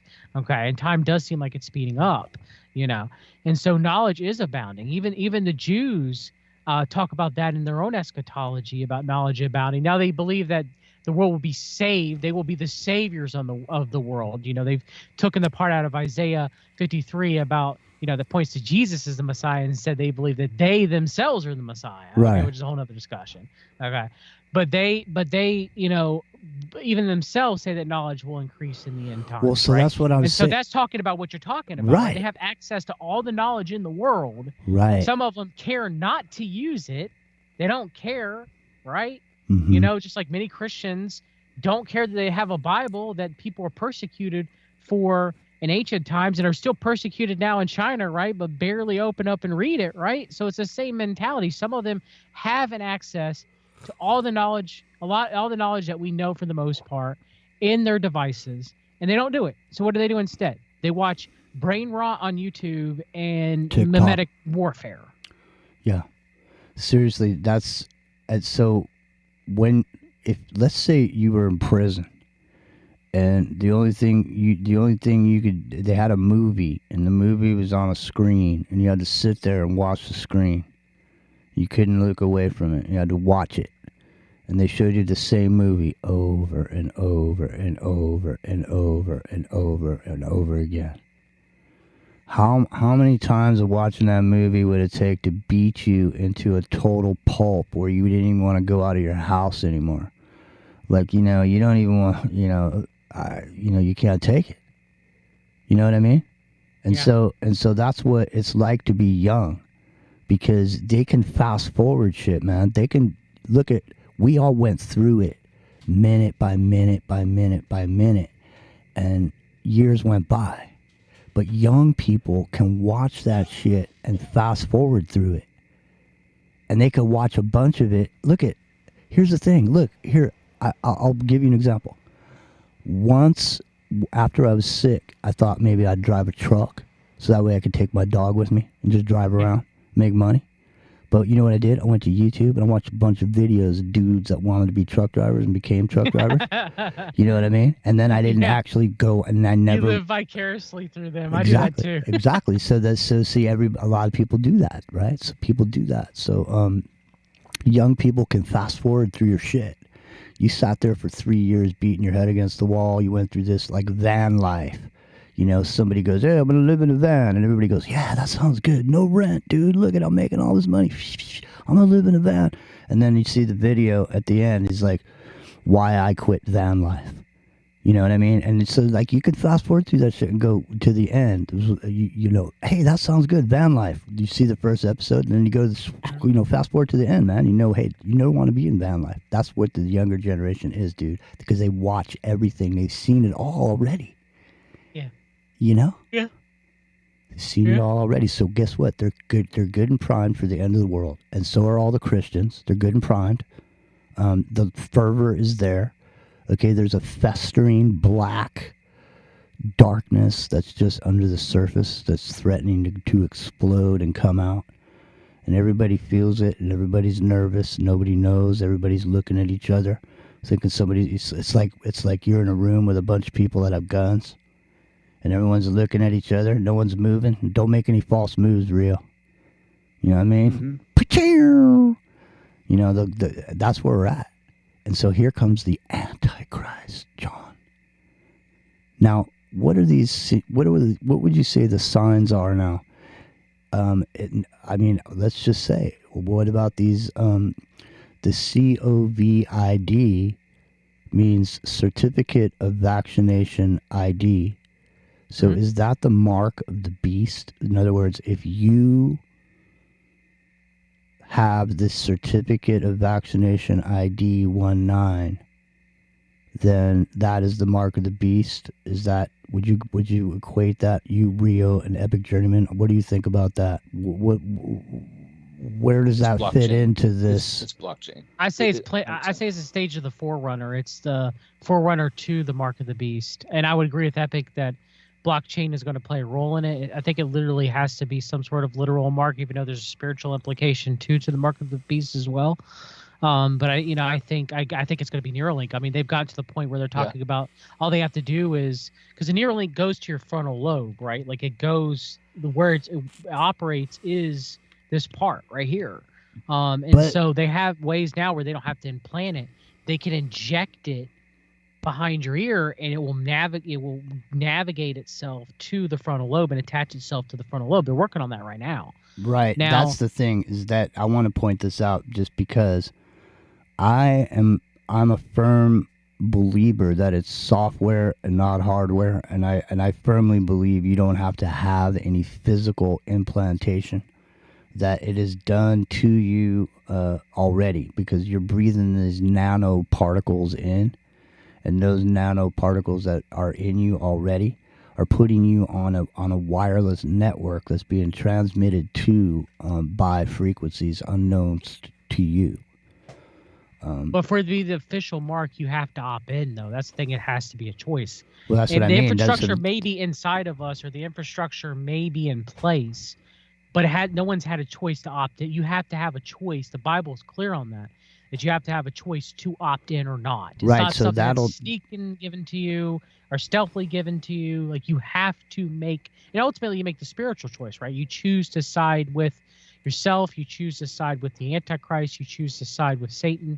So ultimately, that's what happens. All right, right? listen, it's the top of the hour, John, and we're on YouTube. I don't know if we can stay on freeworld.fm. We definitely can stay on Independent Broadcast Network.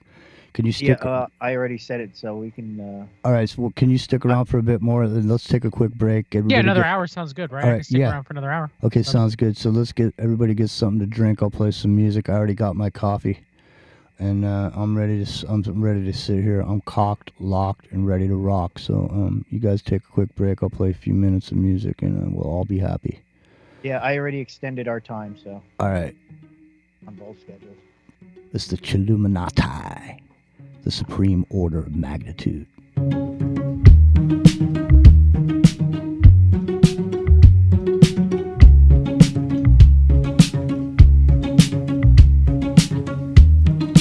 Body so fit, so full of spark,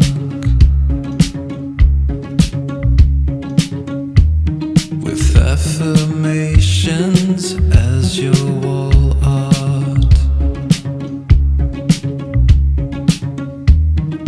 You were driven, eyes on the prize.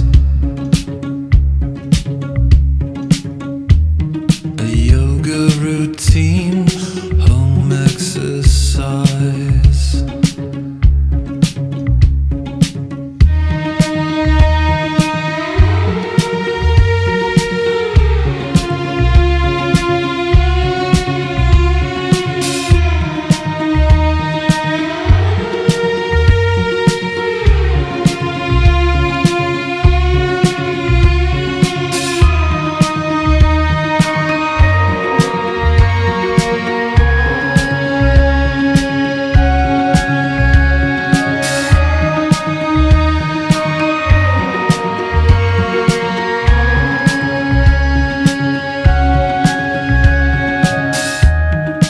Now like the faded star,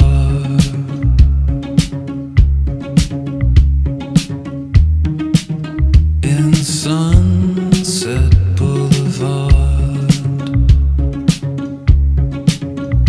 I play the devoted butler, morning coffees by the bed, while all hard-fought endeavors bring in dim and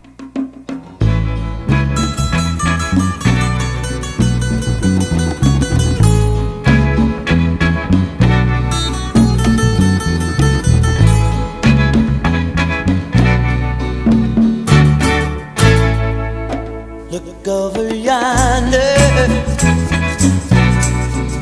What do you see? The sun is rising, most definitely. A new day is coming. Ooh, people are changing. Ain't it beautiful? Ooh, crystal blue persuasion.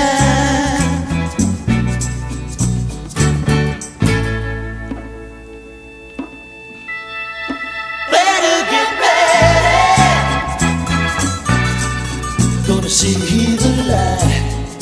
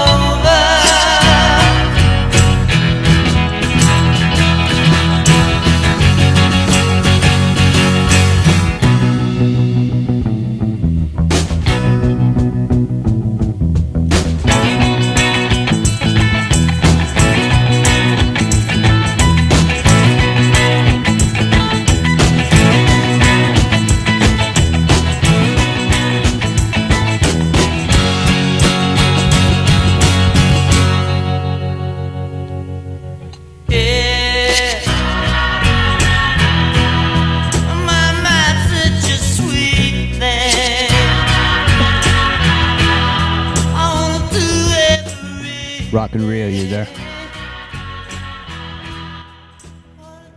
Rio, you there?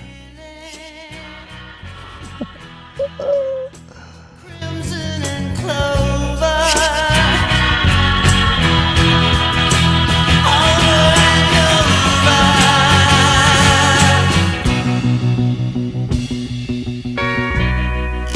Rio.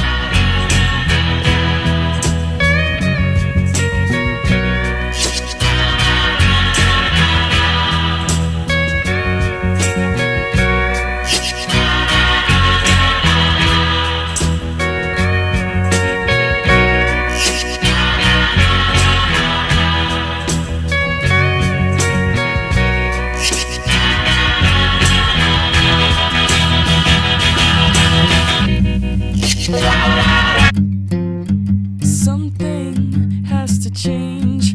Undeniable dilemma. Boredom's not a burden anyone should bear.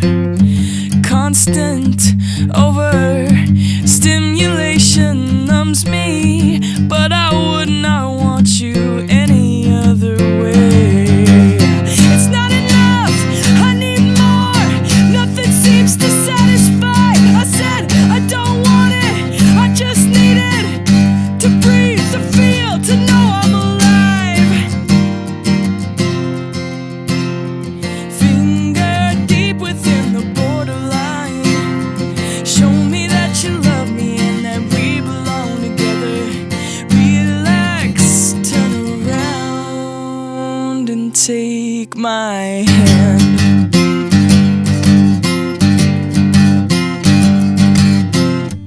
I can help you change tired moments into pleasure.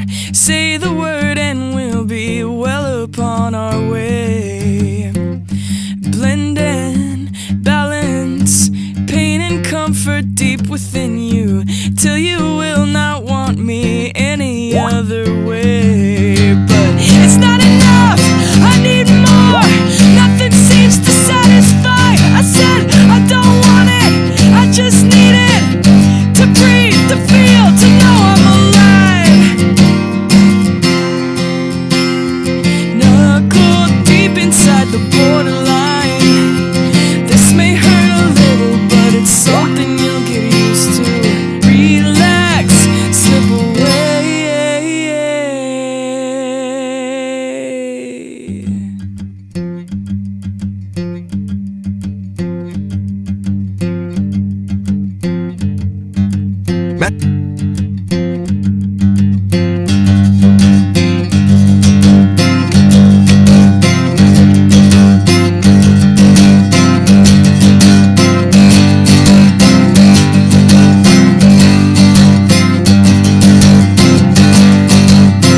Spotted the Something ocean kinda at the head of the trail.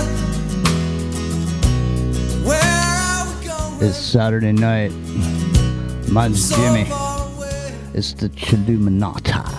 Somebody told me The supreme order of magnitude. everything's better. Lean back in your 33-degree chill position. We're here with John Brisson, Epic Journeyman, Rockin' Rio. We're talking about the Antichrist.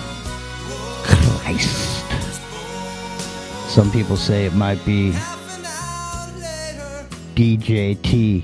packed up our things.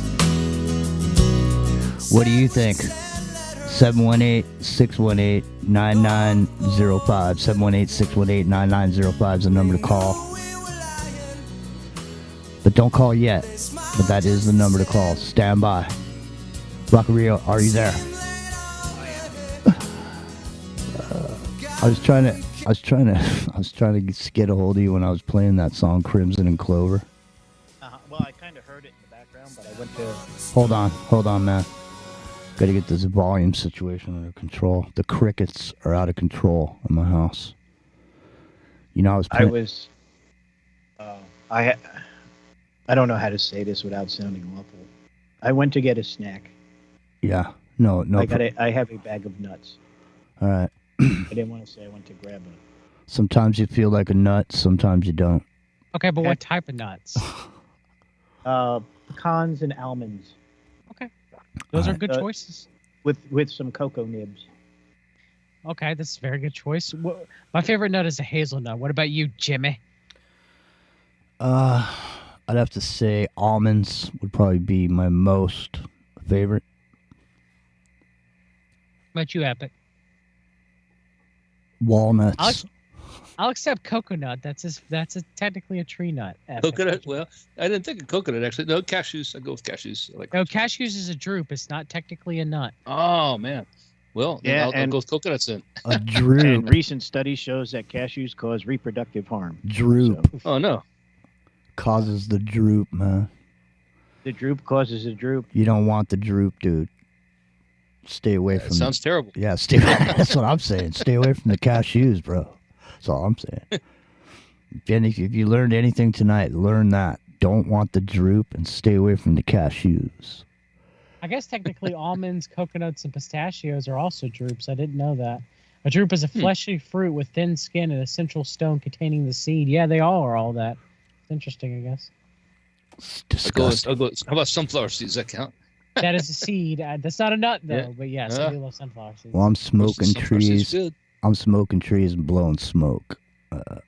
Here we are. We're going into overdrive on Saturday night with John Brisson. My So, voice I is brought getting up- deeper because I'm smoking some weed. All right, listen. You're prepping. You're prepping. Yeah, there you go. You know, so the I brought up a question in the chat. I think it's the one that probably from an eschatology perspective is one of the best ones, because to me there's no question that DJT is the lawless one. No question. That's him. Yeah. Right. So the question then from a biblical perspective is, does the lawless one become the Antichrist?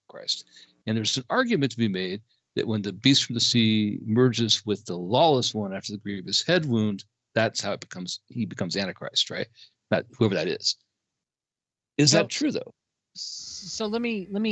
I mean, scripturally, I guess we'll go over it real quick if you don't mind, Jimmy, just for Sure. a minute. Of No, why I think want Trump you is- to. I want you to specifically because, you know, it's Saturday night and we can talk about whatever we want on any show. But I'm just saying we can stay on here as long as we're not on no air or whatever. So, and this show will be here for people to listen to. So I would appreciate it if you would do that.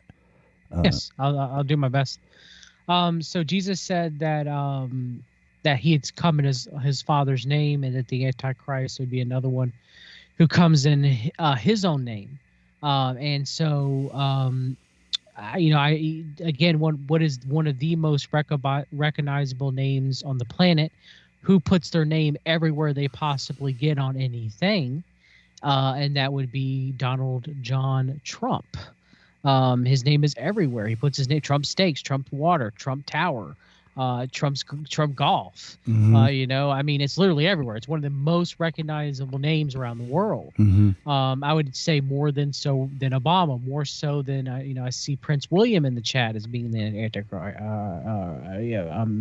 I would say more than either Prince William or I can't think of his King father. Charles. King Charles, yes. And so, King Charles' name isn't necessarily everywhere compared to Trump's name, which is literally everywhere. You also have the... But it is, because it'll be on the money now. Yeah, It will be in Canada. It will be in Australia. It'll be all over Europe. unless the money goes digital. We'll see. And then, we also have the characteristics of the Antichrist, that the Antichrist would be cunning. That the Antichrist would be a deal maker, would make a covenant with many. That the Antichrist would be the lawless one, like Epic had mentioned earlier. That the Antichrist would forsake the God of their fathers, mentioning in Daniel, which would be at that current time of what is discussed of the God of forces, which is Apollo. Trump has his penthouse. He claims is the 66th floor of Trump Tower. Now, whether it is a 66th floor or not, that's up for discussion. But he does have many statues that are adored in gold to Apollo, as well as a painting of Apollo on his ceiling, with the representation of Lucifer being Phosphorus pushing the chariot with Apollo in it. Yeah, the Sun King references. Yeah. Yes, very much so.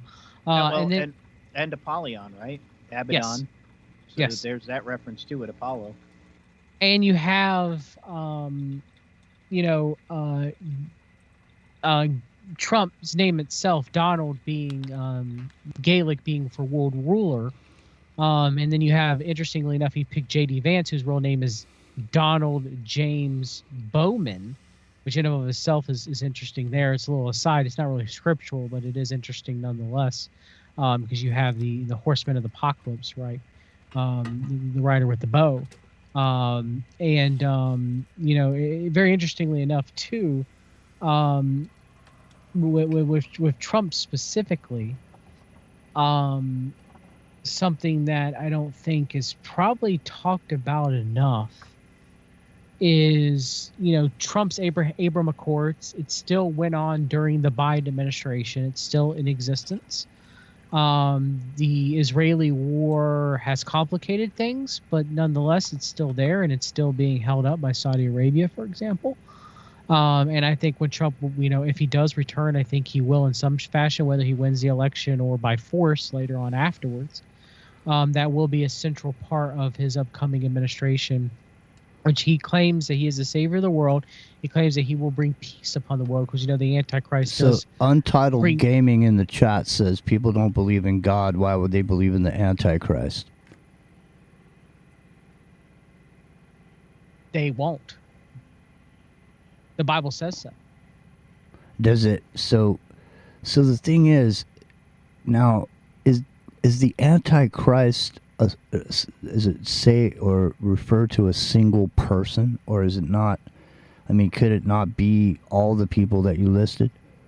Well, they are Antichrist, but they're not the Antichrist. It is a single person, and you have the image of the beast, which I believe is artificial intelligence, and you have the false prophet, who glorifies the beast, right, and resurrects the beast, right. So I believe that, and I guess one last thing is the early church thought that the Antichrist was going to come from the tribe of Dan, which was a tribe that was unlisted in the book of Revelation. Now, I believe the tribe of Dan became the Danish. I believe that you have Denmark. Denmark used to be called Dan's Land. It used to be called Dan's Land, Danland. And it became Danmark, and then it became Denmark. And Trump Danish is, people, right? Correct. And Trump is one of the House of Orange. House of Orange. House of Orange, right? And Trump is one of the few, the only American president that has Danish lineage, along with Elon Musk. And Trump also has Scottish lineage as well too, and doesn't have strictly British lineage ascribed to him compared to all of the other presidents, including Obama. But Scotland, they claim, maybe, and I've heard Jewish rabbis argue this, and I'm not so sure as I am with, Dan's Land, Denmark, and Trump being Danish. But, and being, No, it's tribe of Dan. Tribe of Dan. It is. But it could be the tribe of Ephraim. And so would make him part of the other lost tribe as well. And the thing is the bloodlines and the characteristics of the peoples, that the red hairs, these type of things. These are all characteristics of the tribe of Dan. Rh negative blood. These are all characteristics that you find throughout, Scotland, England, all across there. So, I think you're right though about that is a clear tribe of Dan thing, Denmark. And I think. And one last thing I want to say is, remember Jimmy?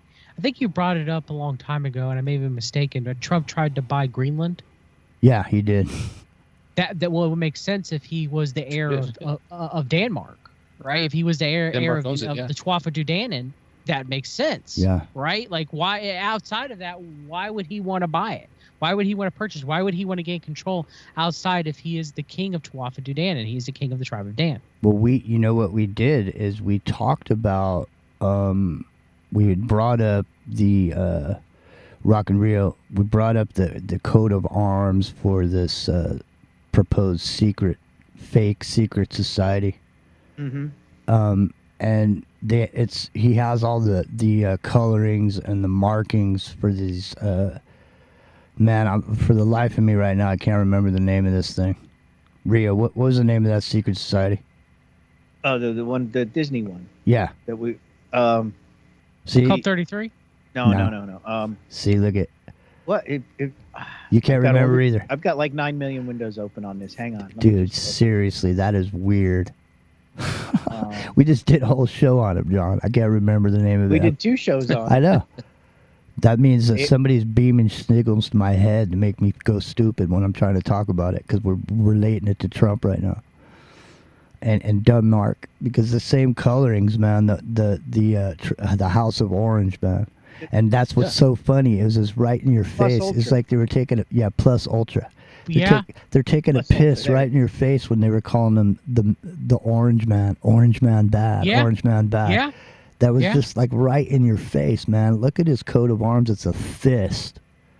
You know what I mean? Look at it. It's a fist. Mm-hmm. And the fist pump right after the head wound. Exactly. Exactamundo, dude.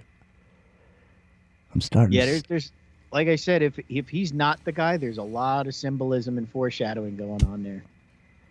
Yep. Plus Ultra. See, I went stupid when I was trying to remember that. I wonder that's. See, you had Nikola Tesla, and plus Ultra, right? But you had Trump, John Trump, right? Right. His Exactly. grandfather or whatever. Exactly. His uncle. Uncle, yeah. And you have the Tesla papers that he came Exactly. that incorporated into the Q mythos, right? Exactly. Yeah. You know, it does connect. It is creepy. Like I do believe one last thing I want to mention, and I think Jimmy, this you might agree with me on this. I think Rio would too, and Epic you would too probably. But there's a possibility that in Theosophy you have the stage of the Forerunner, right? Right. And that Trump could be the forerunner to the true Antichrist. Now, I'll hold that position as well, too, that he may not be. He might just be part of the stage of the forerunner leading up to the externalization of the hierarchy. Now, I do believe currently, right now, if Trump's the Antichrist, the forerunner is Nayib Bukele, the current president of El Salvador, which that's a whole nother in-depth discussion of why That's a trip, because Bruce was in El Salvador last night. And he brought up how it's now, he was talking about how it was because he, has gone through there before, and how it is now. And he said that there's no crime anywhere and this and that. It was a whole thing, man. Billy and him got into it over it because I know, and I can attest. I have a friend who grew up in El Salvador who's quite wealthy now. Actually wanted me to go, but I refused to as Airbnb in El Salvador. And his dad actually was that's I guess a whole nother discussion. But anyway, it is safer down there. That is true. However, he has verified, to me, and and also I can talk about it as well from news reports that I've seen, that there was no due process. No, that's what I'm saying. That's what I'm saying. People are begging for Trump, and when he gets in there and turns into a dictator and starts throwing people in prison and shit, and starts arresting people and putting them in camps and all that, like he was saying he was gonna, and then he's gonna say, hey, look, I told you I was a snake, and you didn't listen, and now, I bit you. And now you're Didn't we call it 4 years ago, Jimmy? Yeah. 4 or 5 years. We did multiple shows. Alex Jones was literally saying if Trump has the FEMA camps, that they're good. The FEMA camps we talked about that in depth. Yeah. It's funny how it changed his tune, right? Yeah, All of a sudden, they were camps bad. Good, martial law's okay. Yeah, they were bad when Obama was in, but they were good when Trump came. Yeah. And the thing is, you called it, Jimmy. Like, to give you props, that was something that you showed me, and it's the truth. Like, you used to play. Who was the guy that took Alex Jones and made a song about the police state from him? I can't remember. Brap Allgood. Brap Allgood, yeah. And so we used to have conversations. Me, you, and Epic used to talk about this with Billy every now and then, weekly, that this is something where it does look like it's coming to fruition. Like, I'd like to get talk more about Peter Thiel, and the infrastructure is already in place in the United States, and the same stuff that Eric Prince just went down to El Salvador and talked with Bukele, CMP, Knight of Malta, Eric Prince, our guy, right, who's running the concentration camps in China with the Uyghurs, and so you can look at the Time magazine the cover. family, right? Yeah, if you have a way to That's- bring it that up, was- Jimmy. that's her brother. Bring up, hey, It- Rio, can you grab the time mag? Or here, I'll do it. Go ahead. Kelly, it says Go ahead. strongman. And strongman's another name for Satan in the Bible, binding the strongman. You know, it says strongman literally on there, showing who Bukele is. Yeah, it's amazing to me, like the whole tie-in to. So, did you know that the vice president candidate for Robert F. Kennedy, the woman, I can't remember her name. Nicole Shanahan. Thank you. Nicole Shanahan was married to Sergey Brin from Google. Yeah. And she cheated on him with Elon Musk. Yes, exactly. And so there's this tie-in, this whole we've talked about on the show, and you got me thinking about the tie-in that we brought about years and years ago about how Stanford. It all goes back to Stanford. Yeah, and All where these did people- she graduate from? Where did she graduate from? Epic. Well, she was another school first, but she ended up going to Stanford. And then The School of Medicine. School of in Medicine. Stanford. Right? Yeah. Yeah, and she's. Did tied you into say The 23andMe. Economist, John? Former Bryant. Economist or Time Magazine? Time Magazine. It should say cover of Bukele, and it should say strongman on it. Hold on. Yeah, now there's this Kamala Harris is on the cover now. Hold on. No, well, no, it's interesting that the first bride of Sergey Brin, right? Because Brin and Larry Page, who quit, they gave up their scholarship at Stanford to start Google, right? And his first bride was a woman who started 23andMe, and Nicole Shanahan is following up with this another genetic marker program, another business based around genetics. And so this tie-in, this obsession with marking people genetically and tracking them that way is very not. I call it frightening. I'm not going to call it bizarre. I think it's frightening, and the fact that Peter Thiel and Palantir and all these people know each other, all from the same group, the exact same group. And You the, know, the thing is, same- too, is that all of a sudden they're behind Trump. Right. Where they Yeah. before all of a sudden all these tech people are jumping on the bandwagon for Trump because they know if he is the one that gets in there. But believe me, there's no, I don't know, man. I can't say. I would have to say right now it looks to me like it's already been decided that it ain't gonna be that. But we'll see. We'll see. I think it is only because just like, and we talked about this a long time ago, Jimmy, the only way for them to accept the pandemic and Operation Warp Speed and Operation Tiberius Kurt was for Trump to bring it in first and then hand it off to Biden. Okay. Mm-hmm. So what are they bringing in now? Now they're bringing in, the beast system, electronic, one world currency. I say basket of currency, should I say, of CBDCs. They're bringing in that next component. We had the hack of the Social Security numbers, right? They're going to have to replace our Social Security number with something. We talked about that. It's not, and you did. Well, that's And what. Listen, here's the other part of that: is if you already have the technology in you right now, you have the nanoparticle stuff I was talking about that can be activated, like I said it was, and you said that you have to take and give your permission for it. Well, the permission will be when you have to go down and scan your eyeball to go down and get your money, because your money now is gone because of whatever happened, and now you have to use this new digital money. Because that's the way it's going to be from now on. And so then you'll have to give your permission. And you won't be able to buy or sell without that permission, because you won't be able to get on the internet without it. You won't be able to get anywhere or go anywhere without positive ID. They can't get positive ID. Now they can get it. Your Social Security has been hacked. Everybody has to come down, get a new ID. We're going to give everybody a new number, kind of thing. But that's not going to happen under Kamala Harris administration, just like it would not have, a pandemic would not have happened under a Hillary Clinton administration. The United States population would not have allowed it. So that's why I believe that they're Trojan horse with Trump yet again. Okay, they're doing it again. Yeah. So that's why I think that he's going to get in, because that's what they're setting up for, is this digital identification, which I do believe is going to play a major part into the mark. And also, one last thing I'll say about that is I do believe that X is the Mark of the Beast platform. I do believe that it will be, as Elon Musk said, the WeChat for the world, okay, which had its own social media score. Peter Thiel had a app called Glorify that was pushed by Candace Owens and many other false conservative influencers that literally had your bank, your insurance, your mortgage, like all your financial history and a social credit score part built into it. Okay.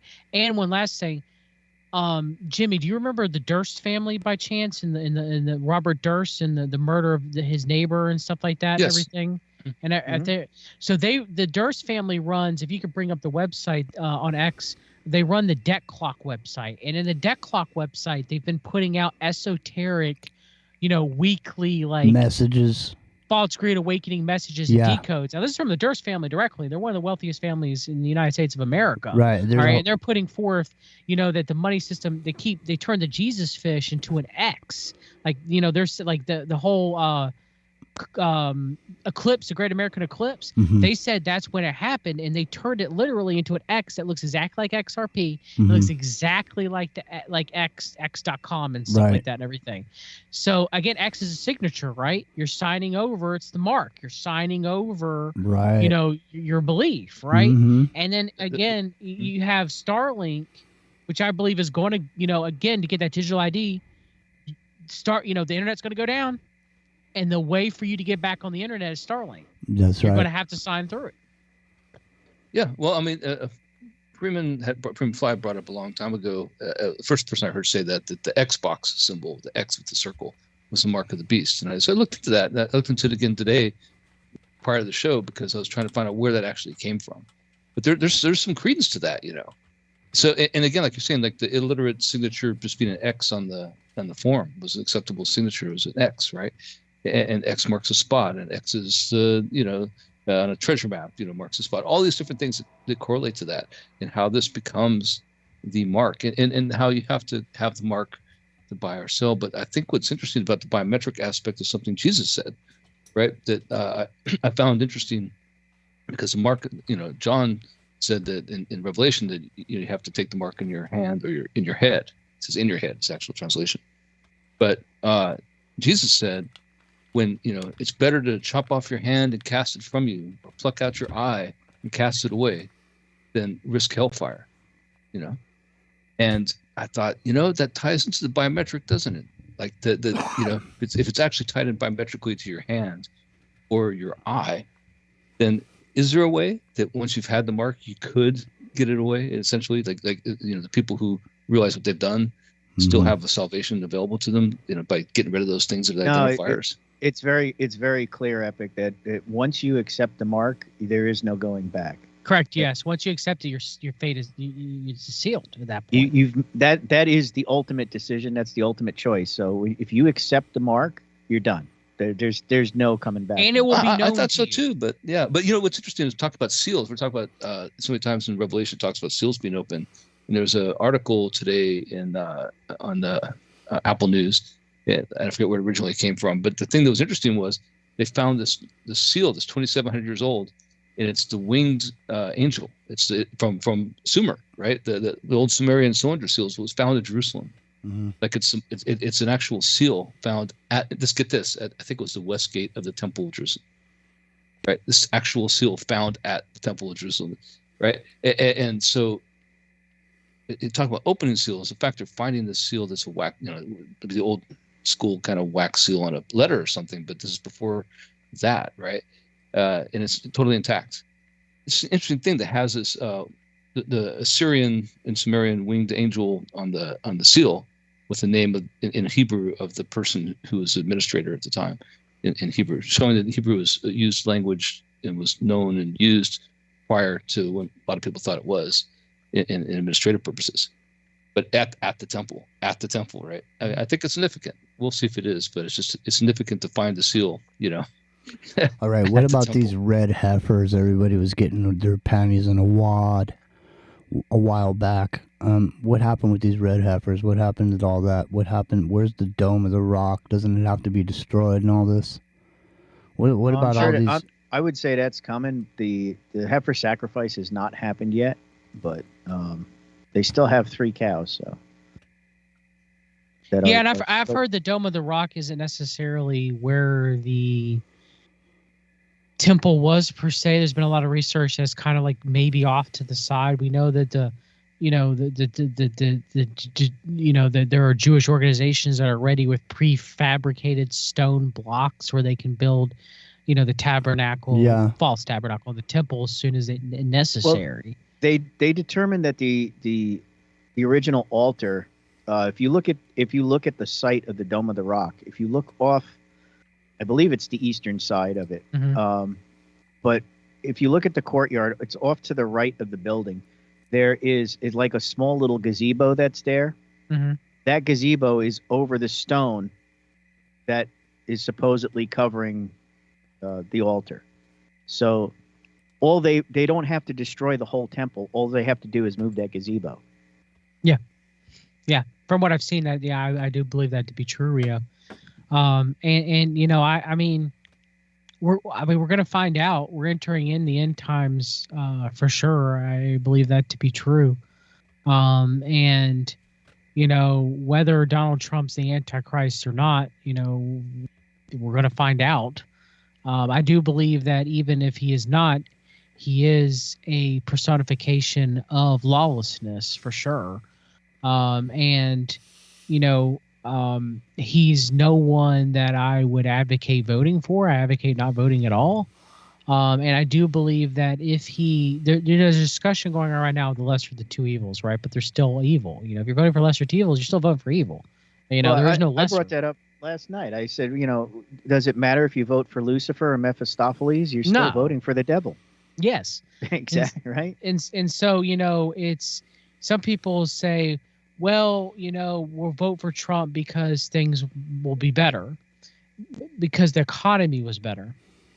Maybe you might get a better economy. Maybe at the beginning, right? It depends. If he is the Antichrist, there is a possibility, for before the 3.5 years, that there will be a period of peace.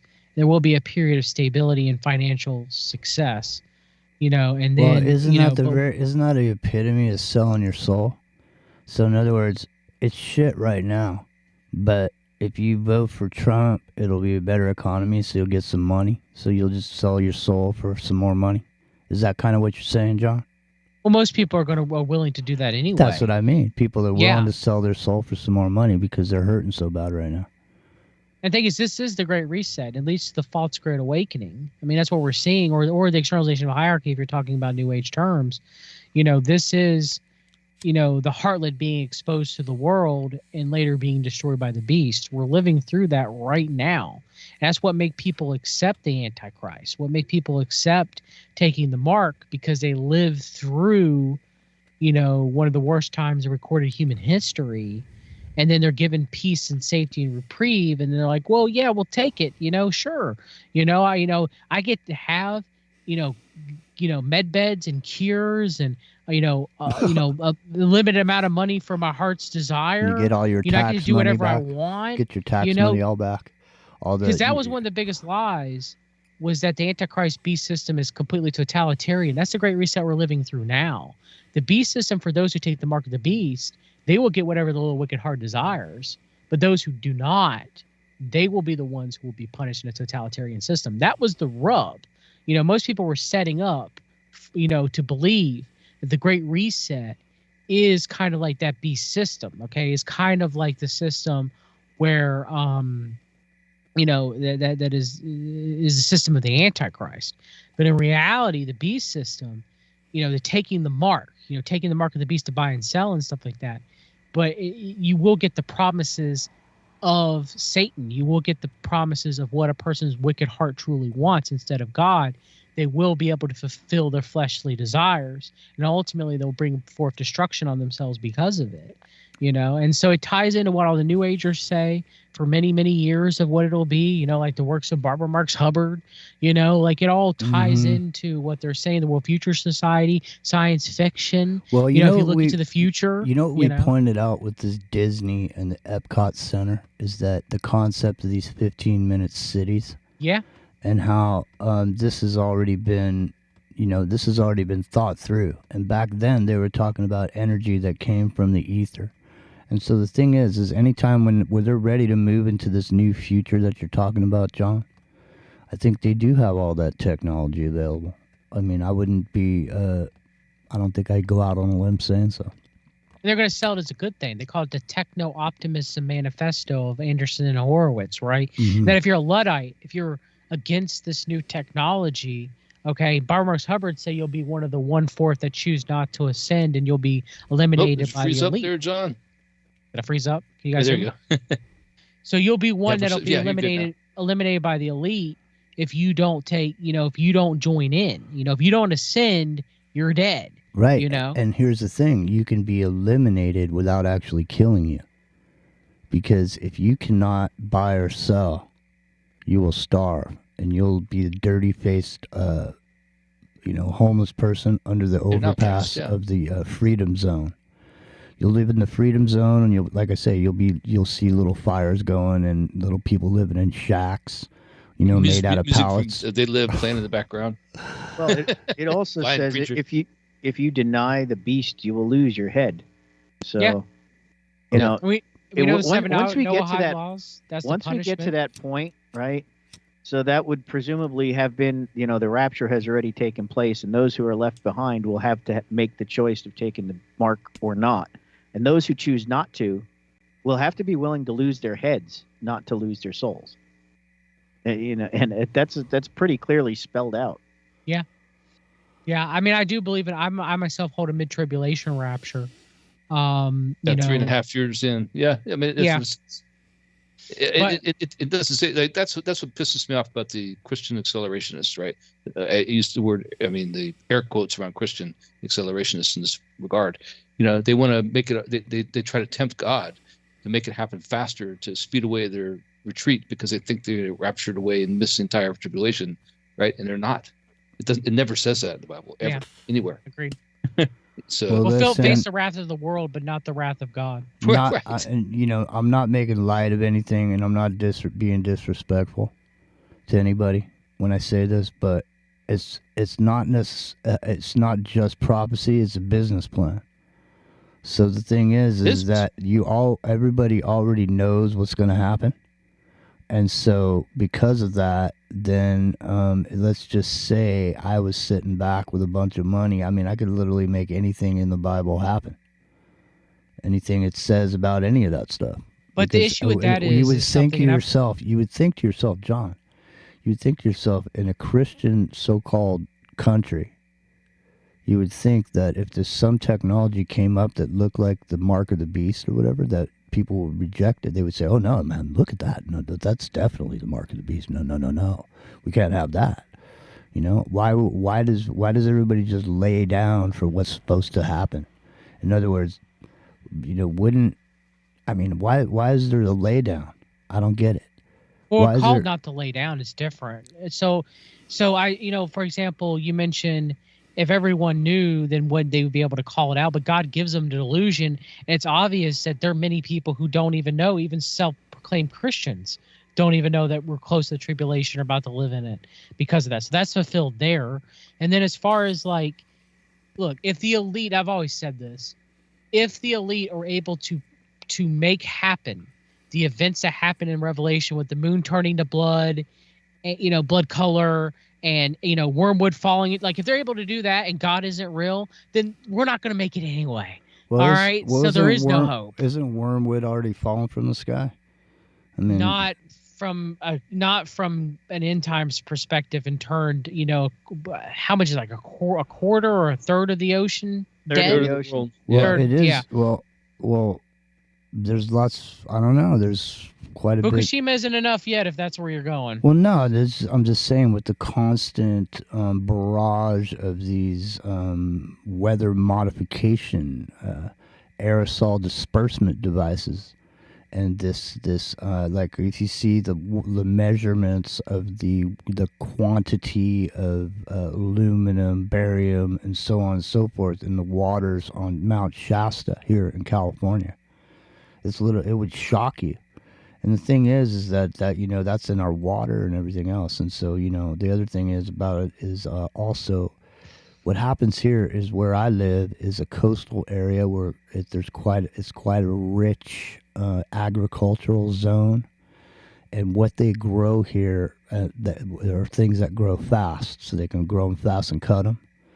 and these are like lettuces and spinach, this and that, and these suck the moisture because there's a lot of moisture here from the fog.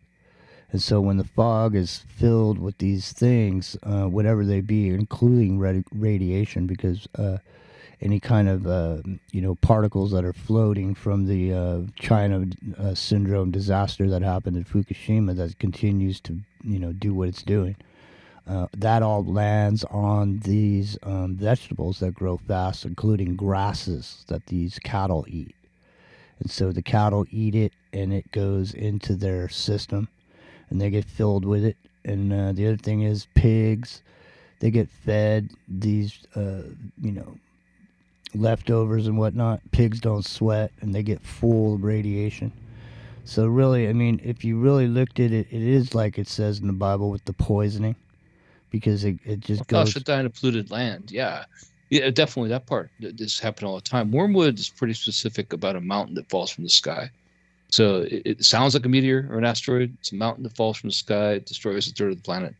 Well, a lot of people think that wormwood is also known as Planet X or Nibiru or the second sun, or there's a whole the second moon rather. Not it doesn't have to be an asteroid. It's something that comes from the sky though. It's something that crashes into the planet. It's just specific about that. They call it a mountain from the sky, mountain that falls from the sky. So yeah, I mean, it doesn't sound very good. Now that's in the tribulation, right, John? I mean, that actually, if I'm correct, that's when the tribulation's already in play. Like it's already started. Correct. Yes. Yeah. So I mean, if it's going on, like again, if God isn't real and Jesus isn't the Messiah, then if all these things are happening, like if they make revelation happen, we're done. So, like there's no way like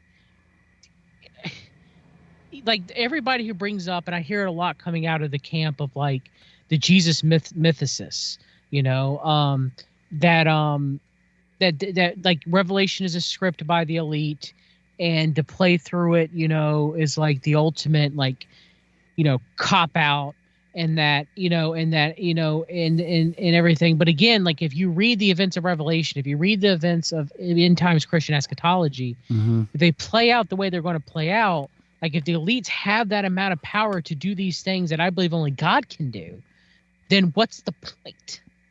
Well, I've said, John, and I've said this on the show a couple times, whether you believe that the Bible is, the divine inspired word of God, or whether you believe that it's a book that's scripted by some ancient elites as part of their plan, either way, everything in that book is happening. It doesn't make it does for your soul make a difference, yes. But it doesn't make a difference which way you view the book. The book is still coming to pass, right? So, right, yeah, you're kind of saying what I say about these 9/11s and these different things, where everybody's sitting there all concerned about who did it, and it's not about who did it; it's about what happened and the result of it. So whether or not you believe it's inspired, like Rio's saying, or not, it's irrelevant. What's relevant was what the result is. And it's playing out, right? Like, I was talking about this before. We've read the book, we've got the story. We know how the book ends, and now we're just sitting back and watching the movie as it happens. All right, listen, we got 9 minutes left, so why don't you guys make your closing statements for tonight, because it's time to go, Jack. It's late where you are, and it's about to be midnight. What is it, 1 in the morning where you are, John and Rio? You guys 1 in the mornings? Yeah. Epic Journeyman's going to put on his $300 sunglasses and go down and get a beer, I think, after. Because is the sun still out where you are, Journeyman? It is. It's just now starting to get. See, he's going to go down to the hotel for sunset margaritas. Yeah, go to the sunset and find my way to the market right through the beach there. Yep. Yeah, it is a spiritual war, ladies and gentlemen, whatever you believe in. Seriously. So, I don't know. Rio, you said there was a time to repent. And did we pass that point now? There was a date that we had to start repenting by?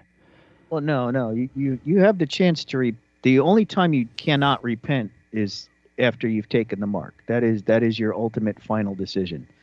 or unless you die first, you have to do it before you're dead. That's the other option. Fixyourgut.com. John Brisson. We've read the documents. You'll find it. What time's this show on, Rio? Over on freeworld.fm. I have to look at the schedule. All here. right, Give me well, a you'll second. find it. Just go look at the schedule at freeworld.fm. Everybody's grossed up, man. You can just type that shit in. Old Jimmy doesn't have to give you the link. I know. If I tell you about it now, I got to give you the link, and I'm an asshole if I don't. I know how it works. All right. It's Don't worry about it. Friday at 4 p.m. Eastern. All right. All right, listen. John, we love you, brother. Really appreciate you coming to the table tonight. I'm glad to be back, Jimmy. I love you guys as well too. Yeah, we'd love to have you anytime. There's always a comfortable chair for you here. So stop on by anytime. If you're up late some night and you hear some conversation, you want to come in, throw down the gauntlet or whatever, just come on back. I will say this, Bruce McDonald, I will throw down the gauntlet anytime to you, sir. I am ready, willing, and able to do so.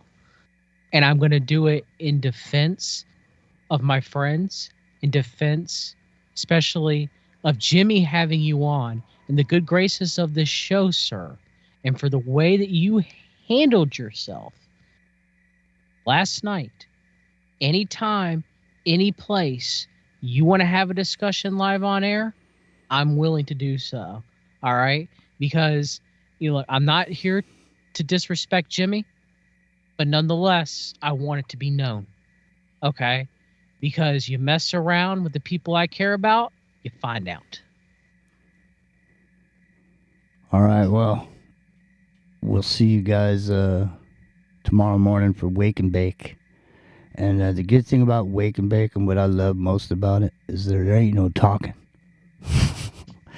Because I swear to God, man, I mean, on some level, I feel like, the time for talking was done a while back, and nobody, everybody was talking, and there was a moment, and the moment passed, And once you go past the point of no return, all you can do is keep going at that point. You know what I mean? So we're all on that runaway train, and the thing is, it's a situation where I don't know, man. Just trying to make it through. All right. Is cognitive liberty almost dead, Jimmy? Have we close to reaching that point? I think we have, man. I think we're getting close, man. If we don't do something, that's what I mean. I think for a lot of reasons, realistically, all you got to do is turn it off, and it all goes got to away. bail at some point. Yeah, it all goes away as soon as you turn it off. But everybody is addicted to it in whichever way they are, and so turning it off is out of the question for a lot of people. So, I don't know. So my last argument, parting shot about the Trumpster being the Antichrist is that it's certainly lining up for him to be. I mean, that's what I have to say. It's like it's lining up for him to be. It just is. Like the thing that makes the Bible unique is so many things, but one of the things that I found surprising, and I've studied my whole life, right, is how literal it ends up being.